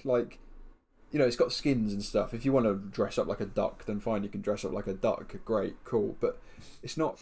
It's guns. I just hate it when weapons are behind paywalls. I just think it's so stupid, especially for a loot shooter. Could you imagine if you were playing Destiny 2 and they were like, you can either play 30 hours and do these raids and stuff, the actual content of the game to get this weapon, or you could just buy it. Yeah, but it's just ridiculous. It's just so dumb. Right, let's just move on from that crap. I don't even want to talk about bloody Ghost Recon point. All right, then, because the next one is going to make it sound like a company is doing the right thing, and then I'm going to spoil it for you, basically. So Activision have called what they're essentially naming a crisis meeting due to the amount of pre-orders that have been cancelled. So they have responded. They have noticed that people are losing their marbles over all this. Yep. Come on, where's the good news? Come on. Here's the quote. Actually, I'll read out the tweet from the person that leaked this news, and this is a very reliable source that's leaked many things and has contacts in Infinity Ward and Activision. Here's the tweet. This is from at the Gaming Revo YT, is a YouTube channel. Cool. On Twitter. Activision and Infinity Ward apparently recently held a big meeting regarding my recent post about supply drops. The gist of it is that they've lost a ton of pre-orders with the recent news of Survival being delayed by a year on the PC and Xbox on microtransaction news, and are thinking about giving players the option to earn them again. Good so far, right? Nothing regarding microtransactions is set in stone, and like I've said countless times before, they are his grammar's not the best here. It is a constant work in progress, is what he's saying. But my source wanted to let the community know that they really care. Aww. That's what the source said. Activision really we care about you too, Activision. They really care. I thought it's so heartwarming. Sending virtual hugs. So Activision care about us. So they're basically, they haven't decided what they're going to do yet, but they're basically thinking about changing the system for when the release happens. Great, excellent news. Let's move on. Next story, Dan. Yeah. You just want to get on from the loot box stuff, don't you? No, I just don't want to hear about the bad news. Well, the bad news is more the fact that we know exactly what these guys do with every single Call of Duty game, and whenever a company gets negative reception on something like this, they pull it all away to make it look like they're the good guys, that they're doing a gesture for the community, and then they add it all back in. And we know that's exactly what's going to happen. There's no chance they're going to let the sales drop off naturally over time and just let it stay that way. They're going to pump systems into the game that make them money continuously for the next year. So that's pretty much the bad news. But yeah, they're calling it an emergency crisis meeting. Could you? Oh my god! What sort of a world do we live in, man? Where a game company can call something a crisis? Like, you know what I mean? There's actual crises happening around the world, you know. And then you've got Activision like, guys, we need to. You know, there's like the bloody climate change summit thing happening with all the world leaders, and then Activision are in the next room over, just going like, guys, we need to call a critical. What was it called? Crisis meeting. A crisis meeting because people have stopped buying our games. It's just like, what, man? Come on, just make the right choices in the first place. That's what you need to do. Just stop with all this crap with loot boxes and stuff, and just stop being like, oh, you know, we'll take, like you said, like take it away. It's fine. You know, we made the right choice. It's great. We really care. We care about you. We're sending virtual hugs to all of our fans. And the virtual hug people are actually suicide bombers that are like full of like loot boxes and stuff. Yeah. It's Call of Duty. There's bound to be tons of suicide bombers in that game. Yeah, exactly. It's relevant. I still haven't cancelled mine. Have you cancelled yours, Dan? No, because I kind of want to play it still. Yeah, same. we're part of the problem, you know. I know we are. Yeah, I know. But we'll see. I mean, even if we get a month of fun games out of it, then I guess that could be worth $5. Next story, go. Next story. Flipping it over a little bit. Last bit of loot box news for the week. What's more? Bloody hell. There's one more, but I think this one sounds a little bit more promising. So this is about Gears 5. Okay. Rod Ferguson of the Coalition, the company that make it. They're responding to the cash shop issues that people have been bringing up about Gears 5. And I think the way he's responded is quite reasonable. He's basically said, we're learning as we go. This is a completely different economy from Gears 4. They used to have something called Gear Packs. They've removed all of that. And that they're taking their time to work out all the issues and try and get the balance right. Fair enough. They're saying it's their first attempt to do things this way, and they are going to change things and evolve things to try and get it right. The majority of the content is actually free in supply drops, which you get for free by just playing the game. And in the Tour of Duty. And they're saying that in this game, you have way more free content than in Gears 4. They're also going to be releasing more content, more maps and more modes, all this kind of proper actual content for free. And his response to the community is basically, we've only just shipped and we are going to try and fix the problems. Yeah. I just think it's a bit of a more mature way of dealing with it than calling a crisis meeting because everything's going to shit. Like, it's seeing the problem, acting on the problem in a way that is truthful almost. It feels like it. We don't know for sure, but it feels like it. Instead of being like, oh, we're going to take everything out and then, like you said, put it back in again. They're not saying that at all. They're saying, no, we're going to fix the thing in the game. It's staying in the game and we're going to fix it over time with feedback and things like that, which is what you want. Like, it's not... Exactly. It's not And they're just only take following everything trends. away. That's not what we want. We just want them to fix the fundamental thing. I have no problem with skins in certain games. I don't care. I don't It's care the about trend any of of that. multiplayer games. All of these big multiplayer games, especially these AAA developers, the trend is to have microtransactions and allow people to spend more money if they want to. So in a way, if it's a big multiplayer game like this, they would be a little bit silly to remove that option completely. Yeah, I have no problem with them doing it because if people me like neither. skins. People like skins and they want to put their money into it. Fine, that's fine. The only issues I have are the gambling side of it, the loot box side. I don't really like at all. I think it's pretty disgraceful, to be honest. But only because they don't put caps on it. That's my issue. I've said that before, but that's my issue. And the golden rule of loot boxes is if there's anything that affects gameplay or gives you an advantage or a disadvantage over anyone else, then it should not be in a loot box. 100%. That's it. That's the golden rule. If you break that rule, people are going to kick off. Look at Battlefront 2. It's the same thing. You put characters in a loot box in a Star Wars game. Are you nuts? Like, it's just ridiculous. And it's that's the golden rule. You break that, you're screwed, in my opinion. But yeah. So I just wanted to throw that in there to balance things out a little bit. Yeah, I feel like it's they're good. responding far better than Activision are. So, Yeah, I've always liked that guy, Rob Ferguson. Sure, Rod. I do. Yeah, Rod. Yeah. Cool. Couple more things then. Mm-hmm. So Bungie have said that they want to expand beyond Destiny, which is pretty exciting. They want to be a multi-franchise publisher by 2025. So obviously Destiny 2 has just gone free to play, so I imagine a lot of their focus is going to be on that. I'm pretty confident they're going to implement cross-play as well, so there'll be a big focus on that too.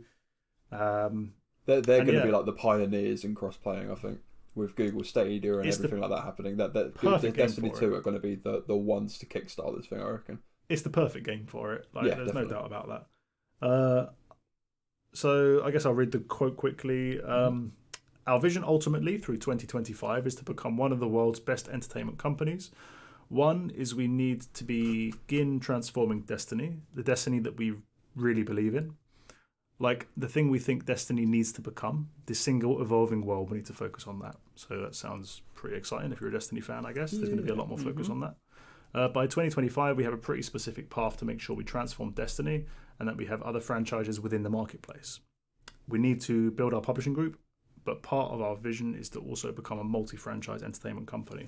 So I don't know what that means, whether it means there's going to be some more Halo stuff coming out, but I think it means potentially new IPs. That's what I gather from that. I mean, they'll be silly not to. They're a very, very popular name, and they do good work. Like they do. They do. So if they can keep that going with new IPs, and they've got the money for it now. Destiny's been such a massive success, and I think that's definitely the direction they need to go down. They can put that money to good use. Yeah, it's like when you own an independent shop and everyone comes to you. You own a bakery that sells wicked donuts. Eventually, you need to expand. You can't. You have to expand into other things as well. And I think that's the direction they're going on. That was the crappiest analogy ever. Oh my god! Right, let's move on, guys. When you own yourself a bakery. Move on. When you own a bakery, all right, and just sell donuts. I'm sorry. All right, it's getting to that time. Go, Dan. Awesome. Just quickly move on. Hurry up. All right. Don't let people think about this. Donut Man. Very excited about that. Yeah. So. Quick one, which I forgot about. Fortnite revenue has dropped 52% since last year, which is an insane amount. Mad, isn't That's it? crazy. So obviously Go on. I was going to say we think that coincides with Minecraft's uplift because it's the same kind of target market for the most part, I think. Yeah. So I feel like people are moving between the two. I think it's a lot of things that Fortnite have. It's just getting stale. Like any game like that, you're good for a while. Like League of Legends was once the biggest game ever, sort of thing, and a lot of players dropped out of that. Same with Overwatch. It's the same. It was always going to happen. Yeah, I reckon Epic are bricking it now because that is their game, right? They've made a fortune out of this game, and then what was it, Kev? You said last week, 10 million they've spent. Game? That's not Epic's game. They just sell it on the store. Oh. Yeah. But you said, Kevin, they spent 10 million on exclusives. Yeah. Yeah, so they're sitting there thinking, mate, we've got the best game in the world, right? We're sorted. We can just buy all these exclusives. That's it. We're on our way to the top. And then suddenly their revenue drops on Fortnite 50%, and they're thinking, Oh shit! I think it's put all actually my eggs in one basket, man. Damn. I think it's actually several £10 million deals. I don't think it's 10 million total. I think they've paid several different developers. Oh man, numbers up to 10 million. That's which is steep. Oh wow, okay, I didn't know that. That's even madder. yeah. So they probably are bricking it. And yeah, Fortnite was always going to get stale. It's not really the fault of the developer because they've been introducing new content all the time. You can't. But one thing I will say right now is that they were listening to the fans a lot at the beginning of it, and they brought out one thing from what I mean, I don't actually play the game, but from what I can gather, they brought out that one thing with the mechs, I think it was, and people wanted it gone so much, and they just outright refused to get rid of it. I felt like they were really stubborn with their idea. They brought it in, people hated it, and it was one of the things that I think, from what I can gather, is around that time that people have started to kind of die off, and Minecraft started getting bigger. I think they've always had this issue though, because there's been a lot of problems in the past with just it's a very hard game to balance. It's a very complicated. It is. There's a lot of levels type to of it. game, but like the homing missile. Anyone remember that? Yeah, not the homing one. You know, the one that you could control. Yeah. And everyone hated that so much, and it took them so long to take it out. It took them like 2 months to take it out of the game. It was ridiculous. Like, I mean, it did lead some very funny moments on YouTube though. So, but I think as well though is that they kind of with that, it's almost like a trial and error. So I mean, they introduced shopping trolleys which look quite jokes. yeah. And it's one of the things that they could have introduced it and people would be like, "What is this? This is the most stupid thing in the world." But then they introduced it and it's actually brilliant. So I understand that it's a 50-50. I mean, I played that Thor mode.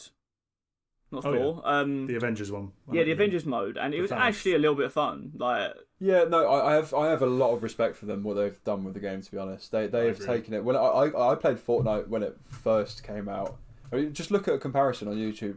Like, when it first came out, it was a dead game, man. Mm-hmm. Like, it was literally just a third person. Well, not third person. PUBG's third person as well, but like a PUBG where you could build things. That was it. It had nothing unique about it apart from the art style.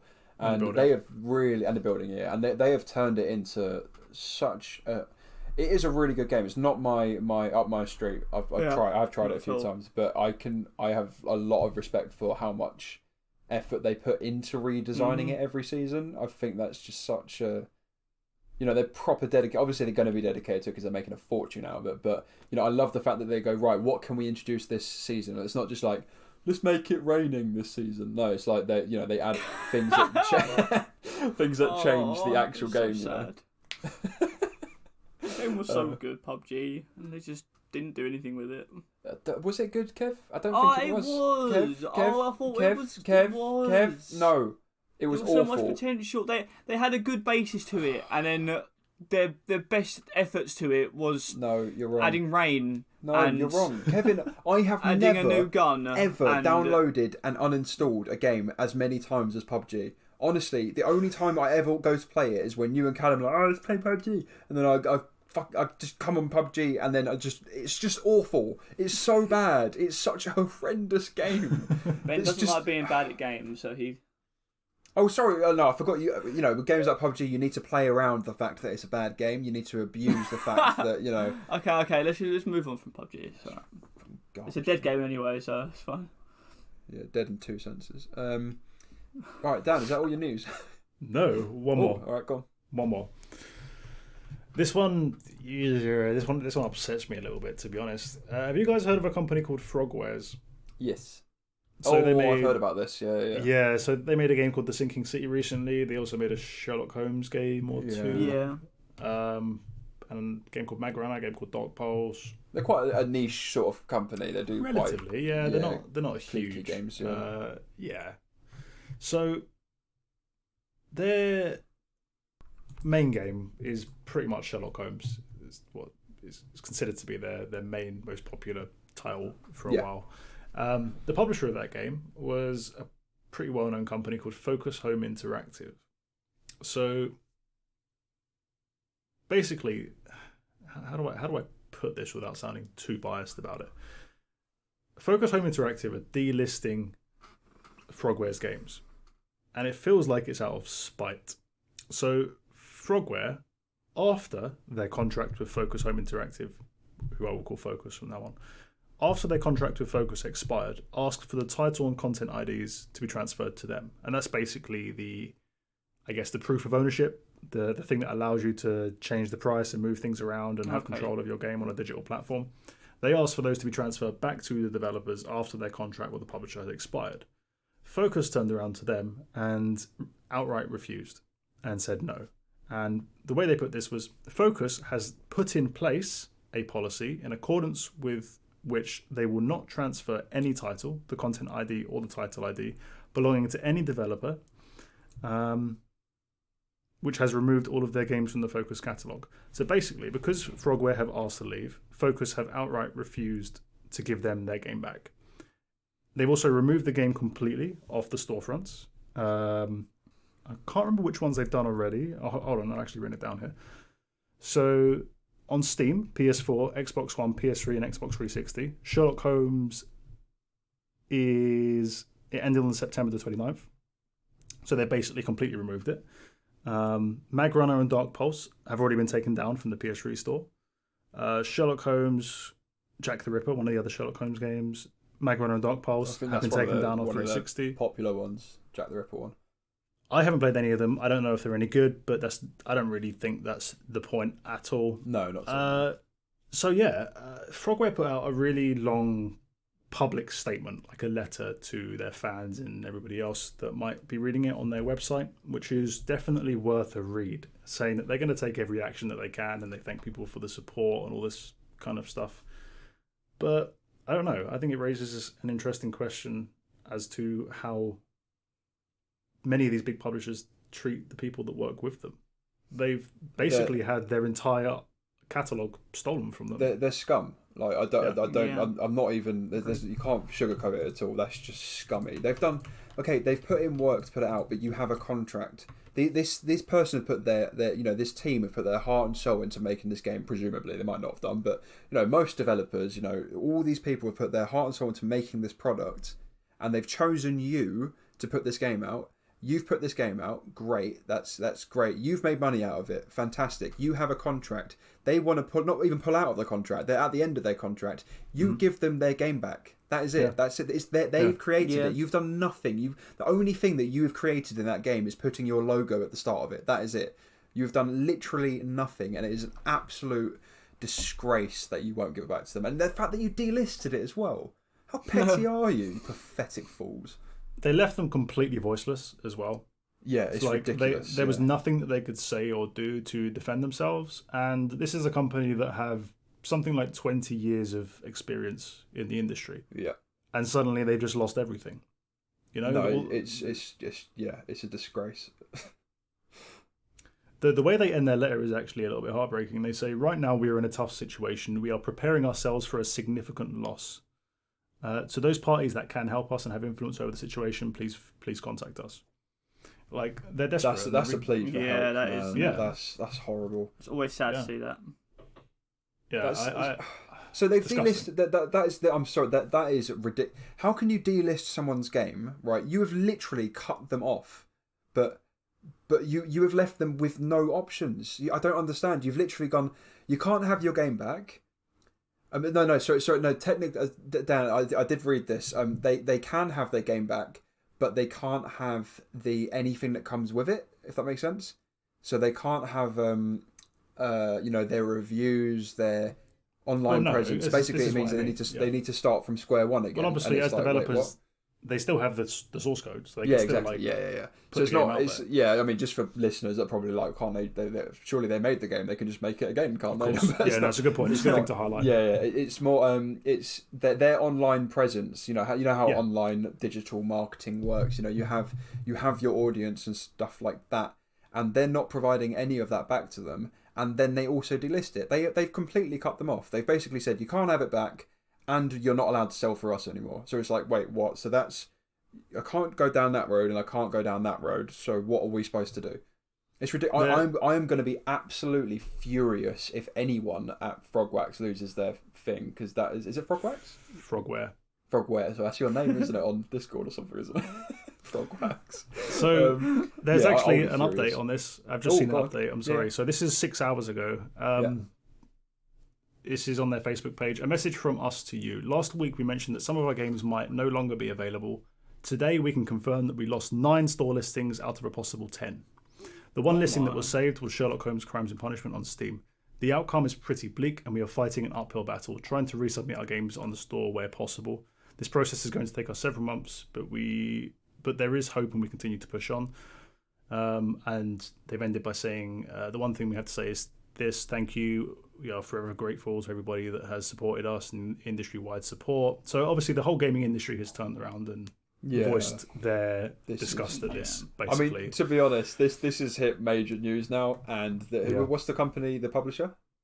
Focus Home Interactive. You fucked. Yeah, you know it. You don't know who you're messing with, man. You can't mess with the video game community. Are you joking? They stick together in these moments. You can't do it. You're screwed now. You have just tainted your name. Right? You've literally tainted. Who's going to use you now? No one. You're done. You know, you've tried to fuck over this company, and you are done now. Good job, guys. Well done. Fantastic. Let's move on. Job. I'm really perfect. I am just in case you can't tell by my heated response, I am absolutely furious about this situation. I think it's an absolute. And having just read that update as well, I was hoping that the outcry would cause Focus to go, okay, maybe we should back off and give them what they want. But no, the latest update is they actually lost 9 out of 10, which is absolutely they're so fucked. It's unreal. But I think what another issue that comes out of this though is that people are now going to be boycotting them, which means this is now probably going to have a knock-on effect of other publishers or other games companies that are also selling this stuff through Focus. So it's not all great news, but seriously, should retract themselves as soon as possible or something. Yeah, I mean, what are they going to do? Focus, we want to leave. You want to leave? Okay, cool. Let me just delist all your games. Unlucky. I mean, they have zero freaking business sense, morons. Right. Sorry, is that it? Sorry. That's it. Sorry, that was quite a lot of news there. I tried to get through that as efficiently as possible. Can I throw 2 little pieces out there? Very quick ones, yeah? So, as the FIFA guy, I want to touch on a little story that happened yesterday, I think it was, with FIFA. Yep. You sent this to me. This is big news. I did. Yeah. So the overview of it is that a lot of personal information got released. And they basically, this is what they've said on Twitter. They said, at approximately 1 PM UK time, we announced a registration portal page for the EA Sports FIFA 20 Global Series. Shortly after, we learned that some players trying to register were seeing the information of other players who had already signed up through a registration page. We immediately took action and shut down the site at 1:30 UK time. We are able to root cause the issue and implement a fix to be clear that information is protected. We are confident that players will not see the same issue going forwards. We've determined that approximately 1,600 players were potentially affected by this issue, and we're taking steps to contact those competitors with more details and protect their EA accounts. Player privacy and this bit is just hilarious about them. Player privacy and security are of the utmost importance, and we deeply apologise to our player encounters the issue today, which is just complete crap, because the amount of times that this has happened to FIFA players, that their information gets released out there, is just unbelievable. And I don't want to go too much into this for the fact that I think it just shows how dire EA are, how dire FIFA is, because it's just something that there's such a good platform that they could have with this game, and the people working behind it are just utter dicks. Simple as. It's just, I mean, Dan, you work in IT, right? And like you make a system, you don't release a system to the public until it's been very thoroughly tested. You know, that's if they're saying that, what was the thing they said, that when people logged in, they could see everyone else's account. They could see everybody else's private. That's so like base level. How did someone not there? Not, all you need to do is just get the 10 people around the bloody office just to sign into it, and they'd all see it. Exactly. That's the problem with EA. This is the thing that's happened with like I think it's EA Sports FIFA in particular. I don't know whether that happens in other EA games, but they release too many things on that game that are just not correct and have problems that aren't obviously checked that well. And you know what? I think we could go on forever about this, but there's another thing I want to talk about that Ben, you're going to be very excited about, and I've just seen this. And is it? Wait! Is it Hollow Knight Death Edition? No. Oh wow. No. You know what? I can't. Okay, we won't talk much about it because I don't know much about it. But go on. Monster Hunter World Iceborne reveals insane Resident Evil crossover event. Wait, what? What? How's that gonna work? I don't know. I haven't read much about it, but I just want to throw it out there that we could potentially be talking about. Oh, it's a Halloween event. Okay. Oh, that's going to play on Ben's mind for the rest of the month now. Yeah. So, it's going to be released in around about. Oh, it begins in November. So there you go. Wait. The Halloween event that starts after Halloween. Apparently. But anyway, I thought I'd throw that one out there just to keep on your mind. Okay, I just want to get this out there though, right? I love Guitar Hero. Guitar Hero is great. And I love PT. But I wouldn't want to be playing PT with an action game, How on earth are they going to mishmash Monster Hunter and Resident Evil together? Like, I just can't. In my head, I'm just like, what on earth? What sort of a crossover is that? Are you going to be killing zombies of Monster Hunter characters, or are you going to be killing a Rathalos with Leon? I don't understand, but anyway. Yeah, that is going to play my mind for ages. Thank you very much for that. Yeah. And I guess the things that are coming out this week, there's not that many games that are coming out this week. It's a pretty, small list. It is a pretty slow week, yeah. I think the bigger ones are Ghost Recon, which I think came out yesterday, I believe, or the day before. Yeah, have fun with those microtransactions. There's Yooka-Laylee and the Impossible Liar, which is out on the 8th of October. And other than that, there's just a bunch of games that are coming out on the Switch. There's a lot. I think there are a lot of smaller games that are coming out. Indivisible looks quite good. Oh, and Indivisible, yeah. That's coming out on everything, but I think it was like a Kickstarter game or something. Pardon me. Yeah, Kickstarter sort of game, and it looks quite interesting. I think it's like a turn-based platformy style game. But yeah, cool. I've heard really good things about it, but that's out on the 8th, so I will check that one out. Yeah, definitely. People, what have we been playing? Kevin, what are you doing? That's sorry. Oh yeah, sorry. You're the little person. You know what? The little person. No, like the little one that introduced all the next segments. Oh. Right. So guys, what have we been playing? It's right. This structure system we have going on. Where you do the feedback. I'm sorry. Dan I'm does excited. the news, and then the only little job I have is to host, and then you just take that away from me in cold blood. What is wrong sometimes. With you? Disgrace. What we've been playing. Let's start with Kevin this week. Okay, so my order I'm going to go in, is something you guys know about, something that is a surprise, and then Gears 5, which you all played. That we can we'll all do Gears 5 together at the end, so everything else first. Okay, so let's do that. The thing that you know, being Ark Survival, we had a little bit last week about... So I've watched a few videos on it and stuff, and it seems like a kind of game that I would love to play with other people. But I just have you seen Rust, Kev? Rust? I haven't actually seen any of Rust. Is it? Dan, do you know if they're similar? They're pretty similar. Yeah. Oh, okay. But there's more of a focus on wildlife.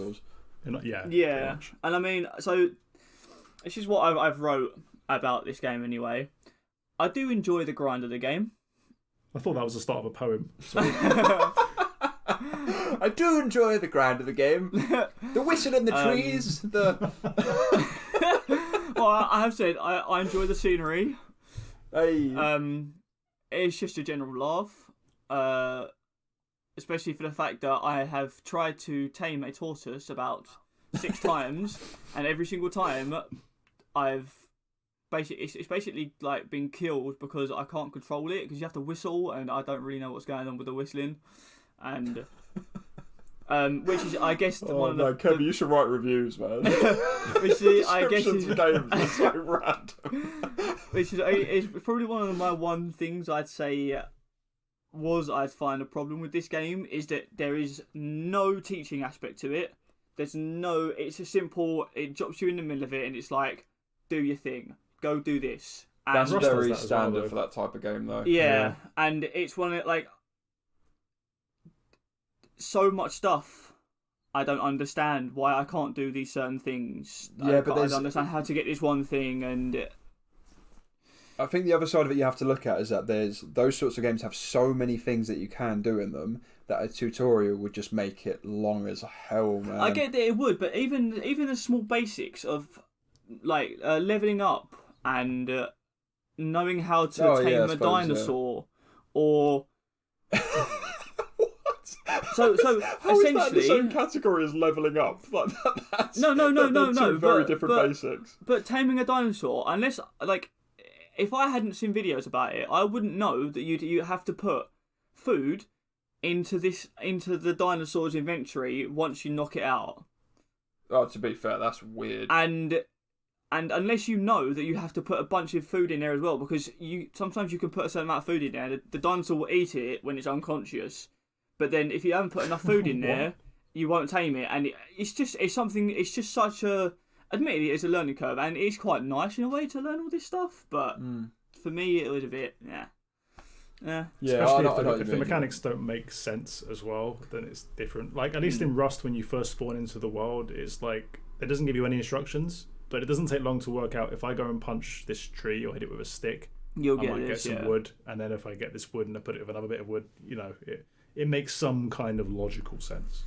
But having a dinosaur eat food in its bag whilst it's unconscious, that doesn't really make any logical sense. No. Just choking on it. Alright. So this one, you guys are very surprised about. It'll be, I downloaded Hollow Knights. Oh my god! Okay. Downloaded it on Xbox. So, man, I'm so excited to hear about this. The exact thing that I wrote about this, it says gameplay is simple and effective. Yeah. The platforming is very smooth. I was very, very pleased with it.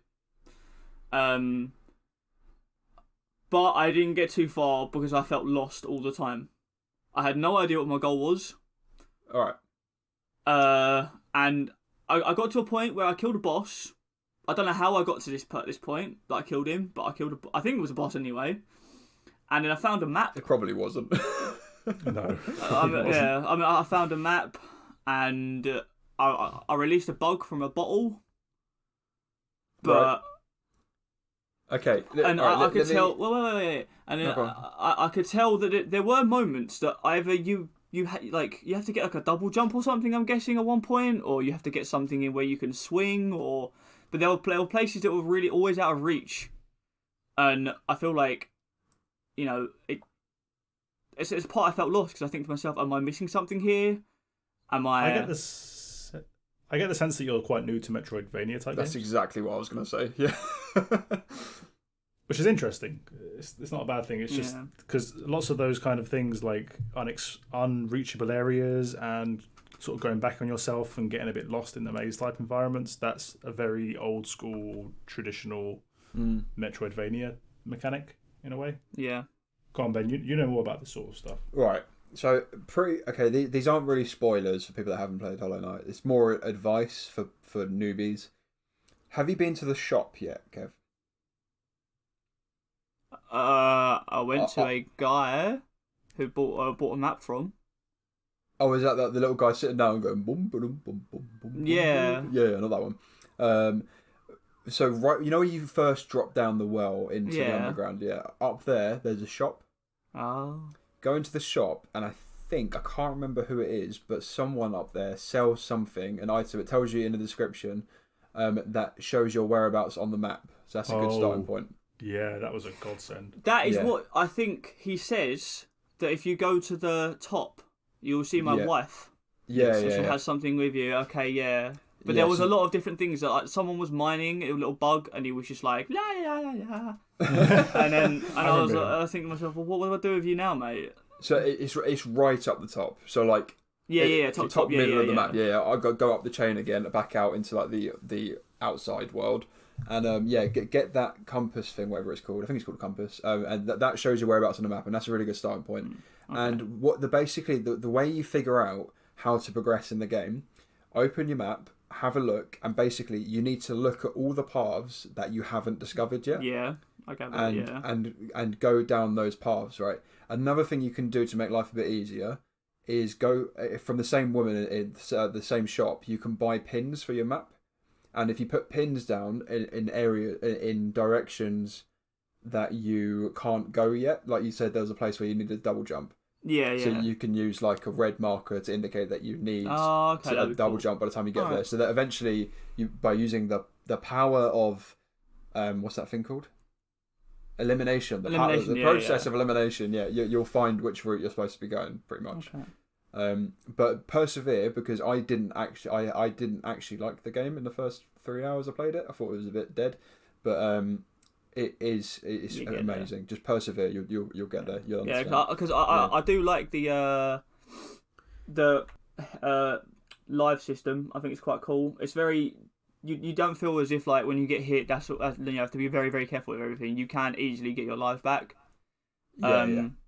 And then also I did mention here that it says you do look quite cool, and you do kind of feel like a Hollow Knight. I don't really know what I mean by that, but no, you do feel like it. Yeah, you feel like empty, like a bit like expressionless, and it's a good name. Yeah, but that's what. Yeah, it's amazing. Such a good game. I won't give anything else away, but just persevere with it. I promise. Okay. I promise you'll love it. Cool. So Gears 5 is the only other thing you played, yeah? Yeah. Cool. So Dan, do you want to do yours, or do you want me to do mine? You go first. All right, cool.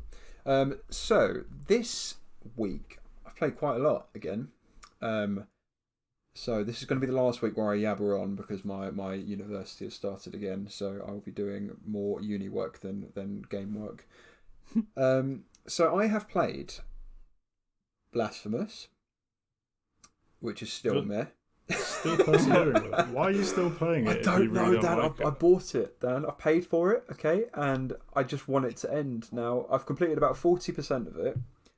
I'm hoping that includes like collectibles and stuff, so that I only have to get to like 60% to finish it. But yeah. I always knew where I was going using the same thing that I just said for you to do, Kev, on Hollow Knight. Yeah. So like just going down the bits of the map that I haven't been yet, sort of thing. And then I beat the 3 bosses that I had to beat, got all the things, and now I have absolutely no idea where to go. And then I started running past places, and little random things were coming up. The places that I've been to before, and I'll run past like a shop window or something, and then it'll just be like, the X action button thing comes up, and you press X, and it's like, would you like to give this random item that you picked up to this random person? And I'm like, what? Oh, what? That's rubbish, isn't it? It's so dead, man. So you're just running around the map trying to find these little trigger things, because there's no indication as to what item needs to be given to what person. It's ridiculous. And yeah, that's probably the end of Blasphemous for me. I'm not, like, if it was more linear, I would have persevered and completed it, because I've put enough, I've put 5 or 6 hours into it already. So, but I am not faffing about running around the map giving frickin' the yellow eyeball to Beatrice, the blonde, whatever. And it's just, and it's crap. The story's just dead and miserable, and just not a fan at all. I would highly not recommend it. I'd recommend. I'd lowly recommend it.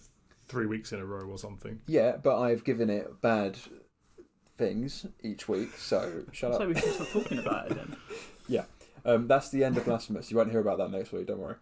I've also I started Senua's Sacrifice. Senua? Ooh, are you going to save that for your 3-week review? Yeah, I think we should. I think we should talk about them a little bit. Not give any. I thought that was the whole point of waiting until the. No. The only reason why, Kev, is because if we're giving each other games, and that's the only game we've played that week, you need to. Do you know what I mean? Talk about it a little bit. How you're finding it. It's not the only game you played it though. I know, but I mean, in future, Kevin. Okay, yeah, fair enough. In the future, yeah. So I'm not like I said, not going to say much about it, but it's really good. The sound design is creepy as hell, My God, I wish I didn't have surround sound headphones for it, man. It's terrifying. I can You hear don't even people need talking surround sound behind me. headphones It's for just it. awful. It's so well designed. It's amazing. The graphics are really nice, actually. I didn't like them at first when I was in like the outside bit, and then as I got further in, I sort of noticed it's actually really nice. So far, I hate the camera angle.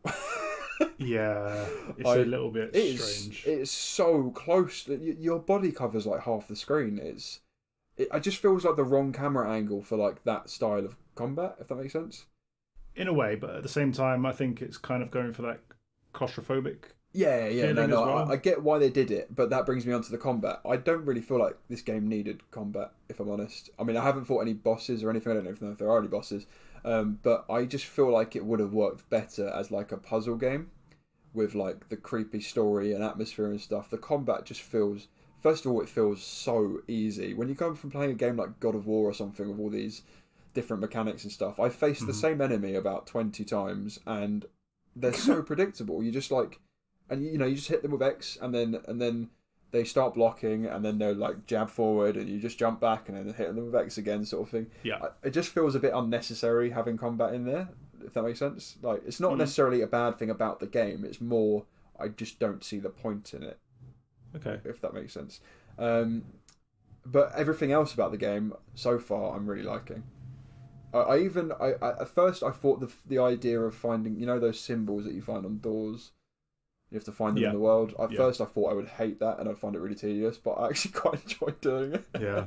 Running around and thinking, that tree's at an odd angle, that's going to be significant later. And then you come back to it and try and match up that shape and stuff. It's quite clever. It is, yeah. But it's good. The combat, again, a bit unnecessary, but it's good so far. Yeah, I'm gonna definitely complete it. I think it's good. It's not that long.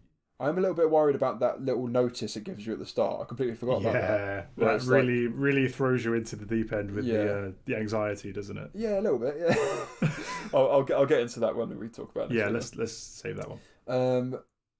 Cool. Right. So another game that I've played is Detroit Become Human.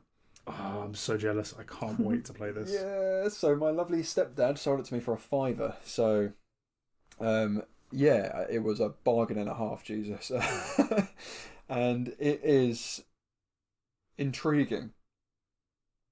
I'm not going to say much because Dan really wants to play it, and I feel really mean spoiling any of it. So I'm not going to say. I'm not going to. Don't worry. No.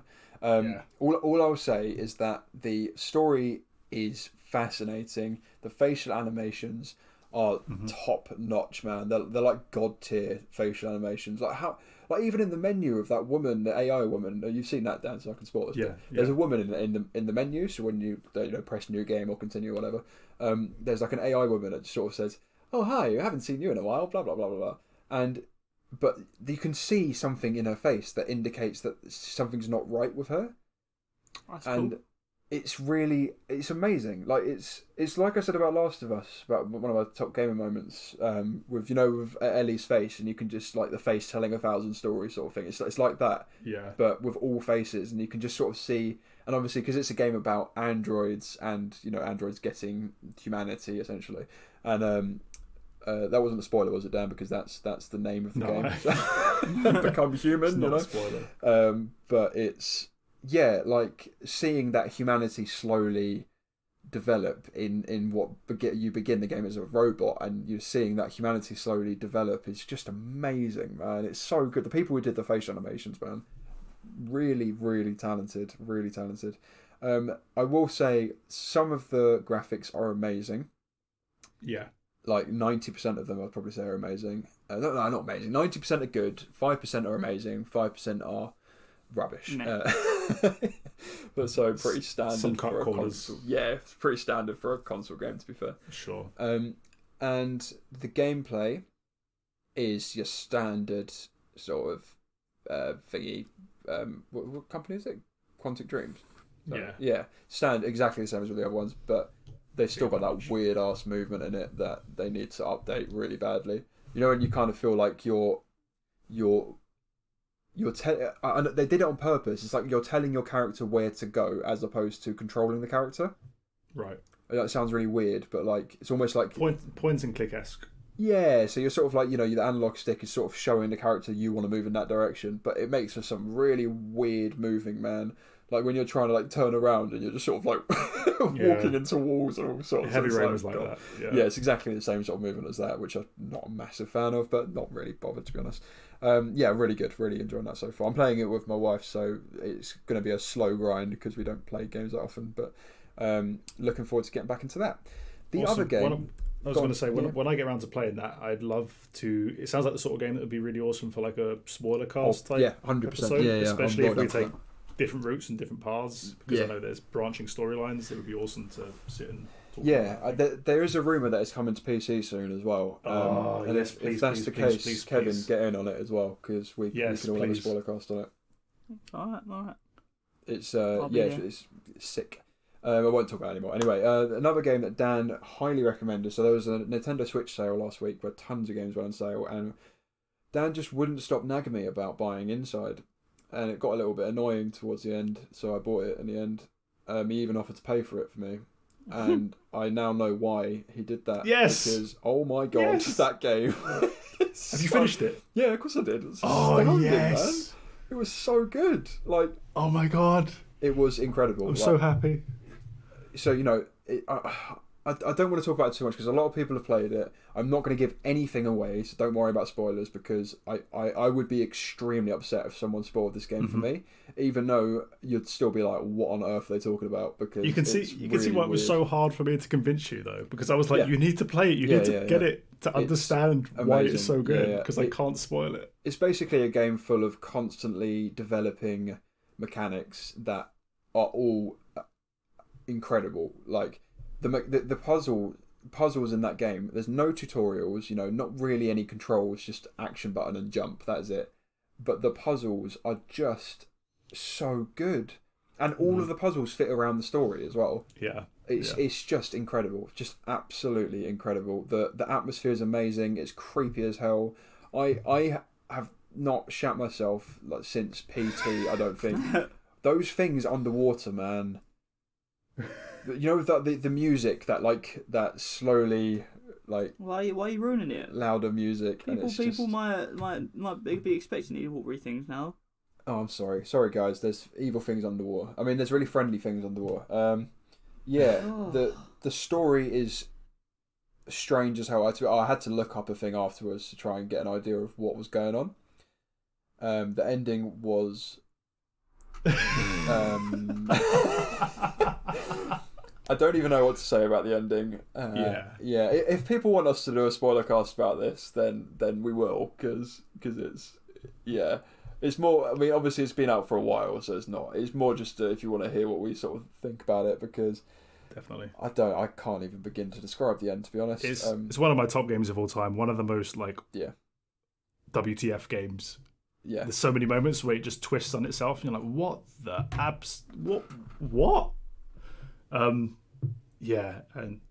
atmospherically, it's one of the most brilliant artistic achievements in gaming, I think, as well. Yeah, oh definitely. Yeah, the whole thing where it's 2D. It's a 2D platformer, but the 3D environments is so good. Like it reminded me of Little Nightmares a little bit in that regard. Very similar. Yeah, but amazing game. Highly recommend. I would have paid 40 quid for it and been happy. Like it took me 3 hours to complete, but that was one of the best 3 hours of gaming I've had in ages. From start. I'm so happy you finally played it. Honestly, same, I wanted you to have that experience so much because I knew you would love it. Yeah, I mean, it was obviously going to be well up my street. Right? Like an indie sort of creepy game is just like, oh my god, that was a weird voice crack. What noise was that?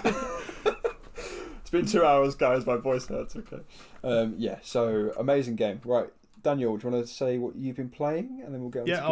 I'll keep it pretty short and sweet. I might.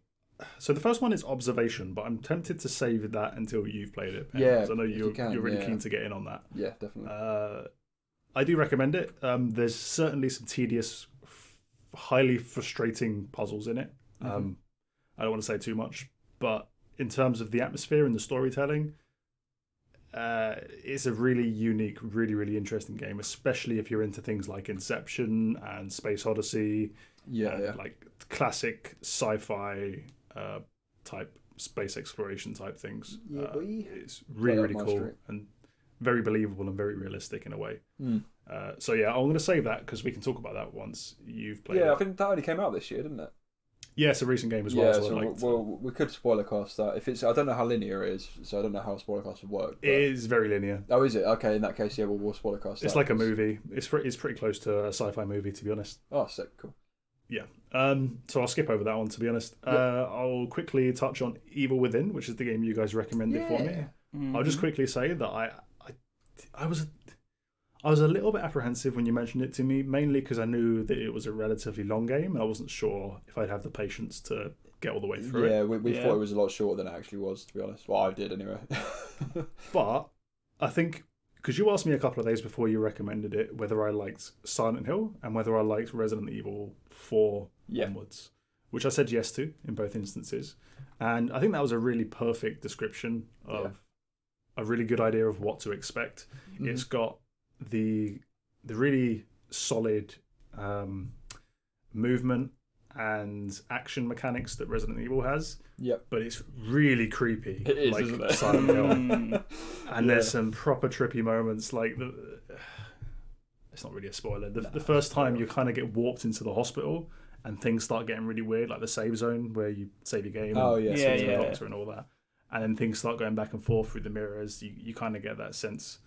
And then the world kind of falls apart and you're in the ambulance at the start and you're like, what the hell was going on? Yeah. But yeah, there's some really, really interesting moments in that game. I think it's super interesting. I'm going to wait until the 3 weeks is up to give my full opinion on that. Just want to throw this one out there, One of the most favourite things I've done in a game is when you get a bleeding key in that game and you sit in that chair. And you've got to choose yourself a locker to open up. Yeah. Oh my god, it's had so much fun, so much pressure. We took turns, didn't we? Picking a door. Yeah, so much pressure to get something good. I guess I can tell you where I'm at in the game. Yeah, please. So I've just killed the doctor. So the doctor that you end up walking around with for a bit near the start. Oh, no. I know where I am. I've just done... There's a bit where a horde of zombies come and fight you, and then you think it's over, and you head down a corridor, and this crazy mutant bursts out of a corpse and chases you down a corridor, and then you think that's over, and then that creepy dude in the hood comes walking up the stairs towards you. Oh, I remember that. Oh, when he goes up the stairs, so the spiral stairs, right? The square spiral. Yeah. Oh man. So basically, I've just finally managed to finish that bit, but yeah, I'm having a blast on it. Actually, I'm not. Sweet. I didn't think it would be on my street, but I'm having. Yeah, I mean, to be fair, like I said, if you like Resident Evil and you like Silent Hill, you're gonna like Evil Within. Yeah, like, and I haven't played a game like that for years either, and it's kind of nostalgic in a way. So having a good time. How does it run on PC? It's locked to 60 FPS. Yeah, it's quite old. I imagine so. But you can turn the letterbox off. Oh, can you? Oh man. Yeah. Which is really nice. I wish we played it on PC. Although saying that, there have been times I turned it off immediately, but there have been times where I was like, actually, I kind of want to switch it back on because the game moves really nicely between cutscene and game, and the cutscenes are all letterboxed, and then the letterboxes kind of disappear as the game starts, and it's a little bit immersion breaking. But yeah, I'll save the other things I have to say about that game. All right, cool. So the other ones I've been playing are two kind of small indie type games. Did I mention Celeste last week? I don't think I did. No, I think you got it in the sale, didn't you? Yeah, that's right. Yeah. So Celeste is the first one. What do you think? It's brilliant. It's so good, isn't it? Yeah, it's absolutely brilliant. Guys, man, you guys have made me so happy this week. Kevin playing Hollow Knight, Dan playing Celeste. Oh, it's a good. You playing Inside. It's a good week. Anyone playing FIFA? Keep dreaming, Kev. I'll play FIFA, Kev. Oh, yeah. Wigan's waiting for you. Oh man, PTSD. So yeah, Celeste is great. I mean, it's got that beautiful thing where you just pick it up and you go into a complete trance. Like there's no stopping when you die, when you collapse and you fail a puzzle. You keep going and you keep going and you go 100 times at the same jumping platforming puzzle, and then you get past it and you're like yes, but you don't go like yes and stop and celebrate. You then keep going even more and you go on to the next puzzle and the next puzzle. And the dialogue's kind of interesting. The worlds are interesting. It's got such simple graphics, but such a beautiful way of moving through the environments and interacting with the little characters that you meet. I'm having a really, really, really good time with that. Actually, it's one of those games where every time I pick up my Switch, not knowing what I want to play, when you just pick up a games console or a controller, and you're like, what should I play? You see the little you see Celeste girl you jumping forward, and you're like, yes. Yeah, that's the one. No, so amazing. I can't wait to get to the harder parts of that. It's challenging already. Don't get me wrong, and it's getting harder. But you wait. Yeah, I'm looking forward to getting to the bits. I'm looking forward to finding out how many deaths you get on it. Yeah, I want to see how bad I am. Yeah, or me. So yeah, there's not really much else to say about that until I've completed it, I guess. But having a blast. The other game which I haven't mentioned to you guys yet is a little game I'm going to mention because I think it highlights the importance of the value of demos. Yeah. Of companies releasing free playable demos. It's a little game on Switch called Aegis Defenders. Have any of you heard of it? I've heard the name Aegis. I don't know where, but Ben might have done. Was it in the Discover section? I don't know. I was just scrolling through and I saw this one had a free demo and I was like, it's free. I'll try the demo, and I actually had a good time on it. So it's probably not totally up your street, Kevin. Probably more your type of game, Ben. Okay. It's like Resident Evil, yeah. No. It's a pixel art side-scrolling platformer mixed with a tower defense game, and it's narrative driven, and you switch between two characters on the fly as you're playing, and it's actually really interesting. The cutscenes or the dialogues, there's a little bit of dialogue and you can choose what you want to say in response and stuff, and they're accompanied by, you know how Japanese old school games have like a hand-drawn character that comes up as they're having dialogue the side of the screen. So I guess the characters are kind of in the style of Avatar The Last Airbender, that kind of anime, but westernized. Oh yeah, I've just looked at a picture. Yeah. It's like westernized anime, yeah. Yeah, really, really nice characters, and actually the dialogue is quite funny, and the interaction between the characters is good, and the lore of the world that you're in is really interesting. What's the gameplay like? So, each level starts off as a kind of platforming level. There are little enemies and bugs and things that you fight. Each of your characters has a different purpose. One of them's like a ranged character that shoots things. You can have more than one weapon at a time, 2, potentially more. And each enemy that you fight is a particular colour, so red or blue or green or whatever. And each weapon that you have is also a different colour. So you kind of have to match the weapon type that you're using with the enemy that you're fighting against. So that kind of forces you to switch back and forth. You can then also switch between the two characters that you're playing with. One of them is like a melee type old school dude as well. He's also like a builder. And you progress through each level. You do all the little platforming puzzles, which are pretty interesting. So you said it was a tower defense game? Yeah. So at the end of each level, you reach your objective. And as you reach it, there's a story element to that as well. There's a reason why you're at this objective.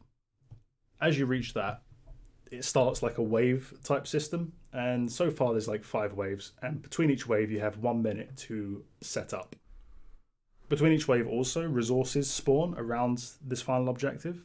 And what you kind of do is you take your characters, as I say, as you go into switching between characters, time pauses, it stops, and you choose your character between the two, and you start moving and time continues. And you run around, you collect resources, and you basically place blocks and traps and mines at where it tells you the enemies are going to start coming in from. Oh. And it's actually... Cool. This sounds really good, yeah. It's really interesting. It's probably like a 7 or 8 out of 10 so far. But it's kind of addictive, and the pacing of it picks up really, really quickly, and it does get pretty difficult. But what you find is 2 or 3 phases into the final tower defense section, you're switching back and forth really quickly. You're fighting in combat mode. You're shooting and rolling and dodging, kind of like, I don't know, a standard side-scrolling roguelike or something. Your 2 characters are totally different. One of them's placing traps and bombs. The other one's placing little turrets. And if you leave a character alone in a certain spot, he will try and be effective in his AI. So if your builder guy standing next to a turret, he'll repair the turret. If he's being attacked by something, he'll block by himself. So your characters will control themselves, but you are forced to switch and respond to things happening on the screen as they're happening. And you have to start responding really quickly. And it's really fluid, and the movement is really, really nice. And it's good fun. And I picked it up for like £7. And I think the best thing to do is download the demo, dude. Like, it's a free demo. You get a couple of levels. And if you like it, it's in the sale for like £6 or £7. Oh, really? Bloody hell! I thought this was a £30 game. No, I wouldn't have picked it up if it was expensive, but for £7, it's totally worth it. This sounds good. Like when you said tower, I've never been a fan of tower defense games that are just tower defense, but I like the idea of playing like a platformy game up to tower defense and then having that as like a finale instead of just like a boss fight sort of thing. It sounds quite cool. Yeah, and as I say, the world's interesting. The characters that you meet are really interesting. Yeah, the art style is really good. Yeah, I'll give it a whirl. I'll give it a whirl this week, definitely. Play the demo. I'm having a good time on that. Cool. All right, let's quickly. Are we going to play more Gears first of all? I don't think much of the campaign at all. I mean, I've played the online a little bit. You didn't think much of the campaign. All right, let's quickly breeze through Gears because we're getting into the long mark again. I'll quickly say what I think, and then you guys can either agree or disagree. So, Gears of War 5 is very nostalgic, but not for the right reasons. It makes you remember what Gears of War used to be like 1, 2, and 3, and you're like, oh, cool. And then you realise that sort of game just doesn't work anymore. There's nothing to it. It's just kind of boring. You're just shooting loads of meat shields. Like, it's not bullet sponges, whatever they're called, whatever the terminology is. I don't know. I thought it was a bit... I'll say the environments were stunning on mine and Dan's computer. I don't know. They probably look like Minecraft on Kevin's, but... Pretty much. Yeah, the environments are great. I mean, I've written here in my notes, a bit boring though. That's kind of how I feel about it, to be honest. Mine literally, I basically did it just the same as what you said, just in a different way. I said it felt like a Gears game, which is good. The gore and the blood is brilliant. Yeah. And the attention to detail is pretty decent as well. But, yeah, I mean, like I said, the environments and storytelling stuff's pretty cool. So I totally agree with you. And the online is the exact same thing as every other Gears. It's the same game mode, same everything basically. So other than Dan's favourite character, I had a completely different gaming experience to both of you guys. Buzz. I was at first I was like, cool gimmick, I guess. Maybe this could get good, but no. I don't. So they advertise it as a 3-player campaign, which is kind of cool, right? Because you don't get many 3-player campaign games. So we give it a shot. These two lock in their characters like immediately, and I'm left with a little dude called Dave. And Dave is a little floating robot who has no legs and no guns, and all he does is flies around and shines a torch on people. So we played like several hours of the campaign, and all I do is fly around and pick up ammo crates and deliver them back to these two. You zap a few people. Oh yeah, you can zap things as well if you get close enough. Yeah. But you end up getting shotgunned in the face anyway. Yeah. Oh my god. So yeah, I didn't feel like I was playing Gears of War at all. I felt like I was playing fucking R2-D2 simulator or something. Yeah, I think this it's safe to say this game is not 3-player. It's 2.2 It's not a 3-player campaign. It's 2.5-player campaign at most. Yeah. So it's 2-player Gears with a bit on the side. With a spectator. Yeah, it does. It does feel like you're a dynamic spectator. It feels like you're flying around watching other stuff going on and occasionally doing something useful. Yeah. But yeah. So, I mean, we did play a little bit of the Horde mode as well. Yeah, I kind of agree with you guys. Actually, like, it felt... What used to feel really unique and different in the old cover system in Gears of War now has aged and feels clunky and a bit kind of... It used to feel weighty and nice and meaty, but now it just feels... Yeah. I mean, I was getting fucking so angry. So, from what I can gather and remember of the previous Horde mode and Gears, is that you can build defences and stuff, and then over time, I think the more you build them, you can upgrade them because you're buying more of it, you upgrade it, and they get a bit better. But this system, there was one thing where you put your gun in it, and over time it will fill up with ammo. And I had a whole round of my gun being in it, and my gun didn't fill up with ammo. So I don't either it was broken or I wasn't controlling it right, and I couldn't fix anything, which I didn't understand. And all in all, I just think. Horde mode was just naff, to be honest. Yeah, the game was boring. Literally a Gears of War game, and I can imagine the campaign being pretty good because they generally are quite good in a Gears game. but it's just you're playing a bog standard Gears game, nostalgia, blood and guts. If you really, really, really loved Gears of War, you'll probably get a kick out of this. But that's it. Like, it's not anything groundbreaking. You know, it's not like how God of War changed from the old God of Wars. You know, there's nothing really new apart from the story. But even I don't know. Even then, Gears of War 3 had good storytelling. You know, it had some wicked moments in it and stuff. And the first one did as well. Like, I don't know. Like, they don't really bring anything else new to the play. It just feels right. Yeah. This stop there for Gears 5. We all find it mediocre. It's I must say, it has some epic cutscenes though. Oh, it does. Yeah, the cutscenes are great. Yeah. I mean, like I said, all the storytelling aspects of it are better, I think, but it's the game that comes with it not so good. Yeah, that cutscene with the Hammer of Dawn was dope. Yeah, it was good. Yeah. Right. So, Kevin. Hello. Hello. How are you? Scared. Yeah, should be. You should be. Game of the week. So, for those of you who are listening for the first time, what we do is every week we go round in rotation. So this turn is Kevin's week, and we give him a game that he has to play and preferably complete, depending on the length of it, over the next 3 weeks. And he can tell us his review in 3 weeks' time.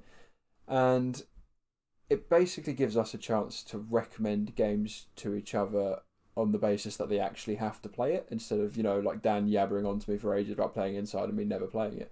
So it gives us a chance to share our love for certain games with each other, or our hatred for certain games with each other.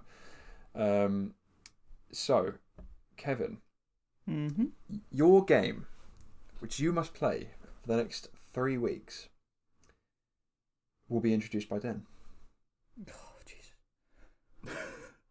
You haven't played this one, Ben, have you?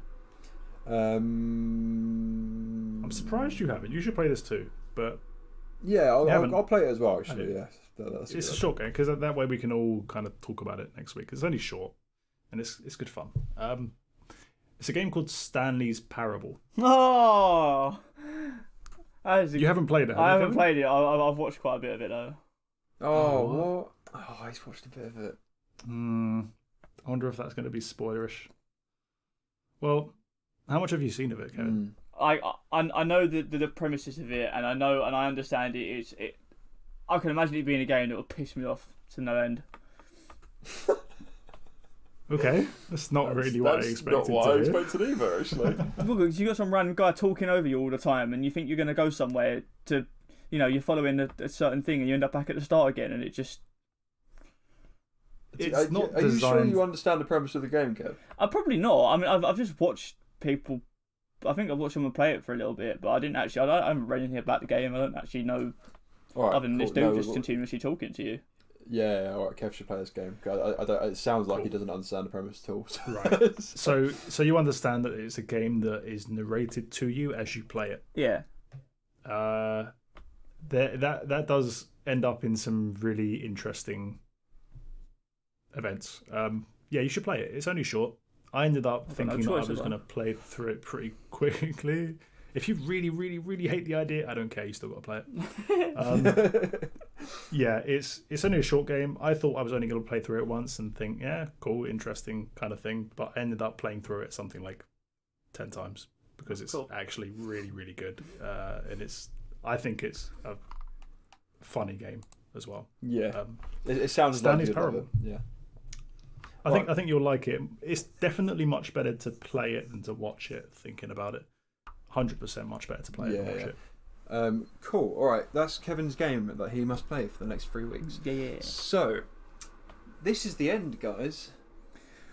This is the end of the podcast of episode 3, and again, we managed to keep it under 12 hours, which is good, but we still didn't manage to shave any time off somehow. But hopefully, if anyone gets to this point, thank you for listening. And next week, we will be going over a top 5. I haven't actually delegated who was Well, supposed it's your to. turn, Ben. It's yours, yeah. It's my turn. Of course, you're going around in circles. I didn't know that. Oh Yeah, gosh. get on with it. All right, I am gonna say the best top 5 video game soundtracks. Awesome. I had a feeling it might be that, to be honest. Yeah. But yeah, awesome. I love I know what music, mine's going to be. so. FIFA 19. I like it when you Oh, I didn't even think about that. in Oi, it. no, they've got some mad soundtracks on FIFA. But in brackets, it's going to be top 5 Actually, I game know what they're gonna soundtracks. be. In brackets, not FIFA. Can In I fact, go- no. Top 5 original soundtracks. There Yes. you go. There it is. Original Unlucky Kev. soundtracks. Okay, So you well, can't pick GTA 5 because of the core radio stations. Yep. Unlucky. okay, well, I'm going to say this right now. I know about one. Just. I think. couldn't even think of something like that. I thought to myself, yeah, sick, man. FIFA 06 had a sick soundtrack. It's not a soundtrack. Gran Turismo 3, they had like the entire CD of Feeder, and that was sick. And then that's about it. That's more of a good soundtrack. That's more of a good Playlist. music selection. Good album. Anyway, album. alright, cool. I'll think about just 5 games that could be played think, over and just bullshit my way through it. So Great. Next week's going to be intriguing. Cool. So, Kevin, oh yeah. if people want to love and adore us, and just want to get involved in the Pickle community, how do they do that? Well, my little pickle friends, you can message us, tweet us, all those good things on Twitter. That's where you do the tweeting. It's at Praise the Pickle. One word. You can. I'm going to stop saying that because it sounds weird. Or email us at praisethepicklepodcast@gmail.com. You can go on our Facebook page, which is Praise the Pickle -podcast. Or you can leave us a comment on YouTube. Go check out our YouTube channel. Yeah. There's nothing other than our podcasts on it, but you never know. More updates everywhere. Yeah, the more love we get, the more content we give you, alright? So Yeah. it's a two-way street, alright? So on that note, everyone, please leave some feedback. Anything is fine. If you want to ask us a question, do it. It's going to get read out. You don't have to be worried about embarrassing yourselves because we only have 103 listeners anyway, and most of them are in the US, so leave feedback about the show, how long it was, how amazing it was, how rubbish it was, whatever. And on that note, we love you all, everyone that's listening. Thank you very much for listening, and your $10 Amazon gift card will be in the post shortly. Jesus. Toodles. Bye, Bye, guys. Goodbye. Pickle.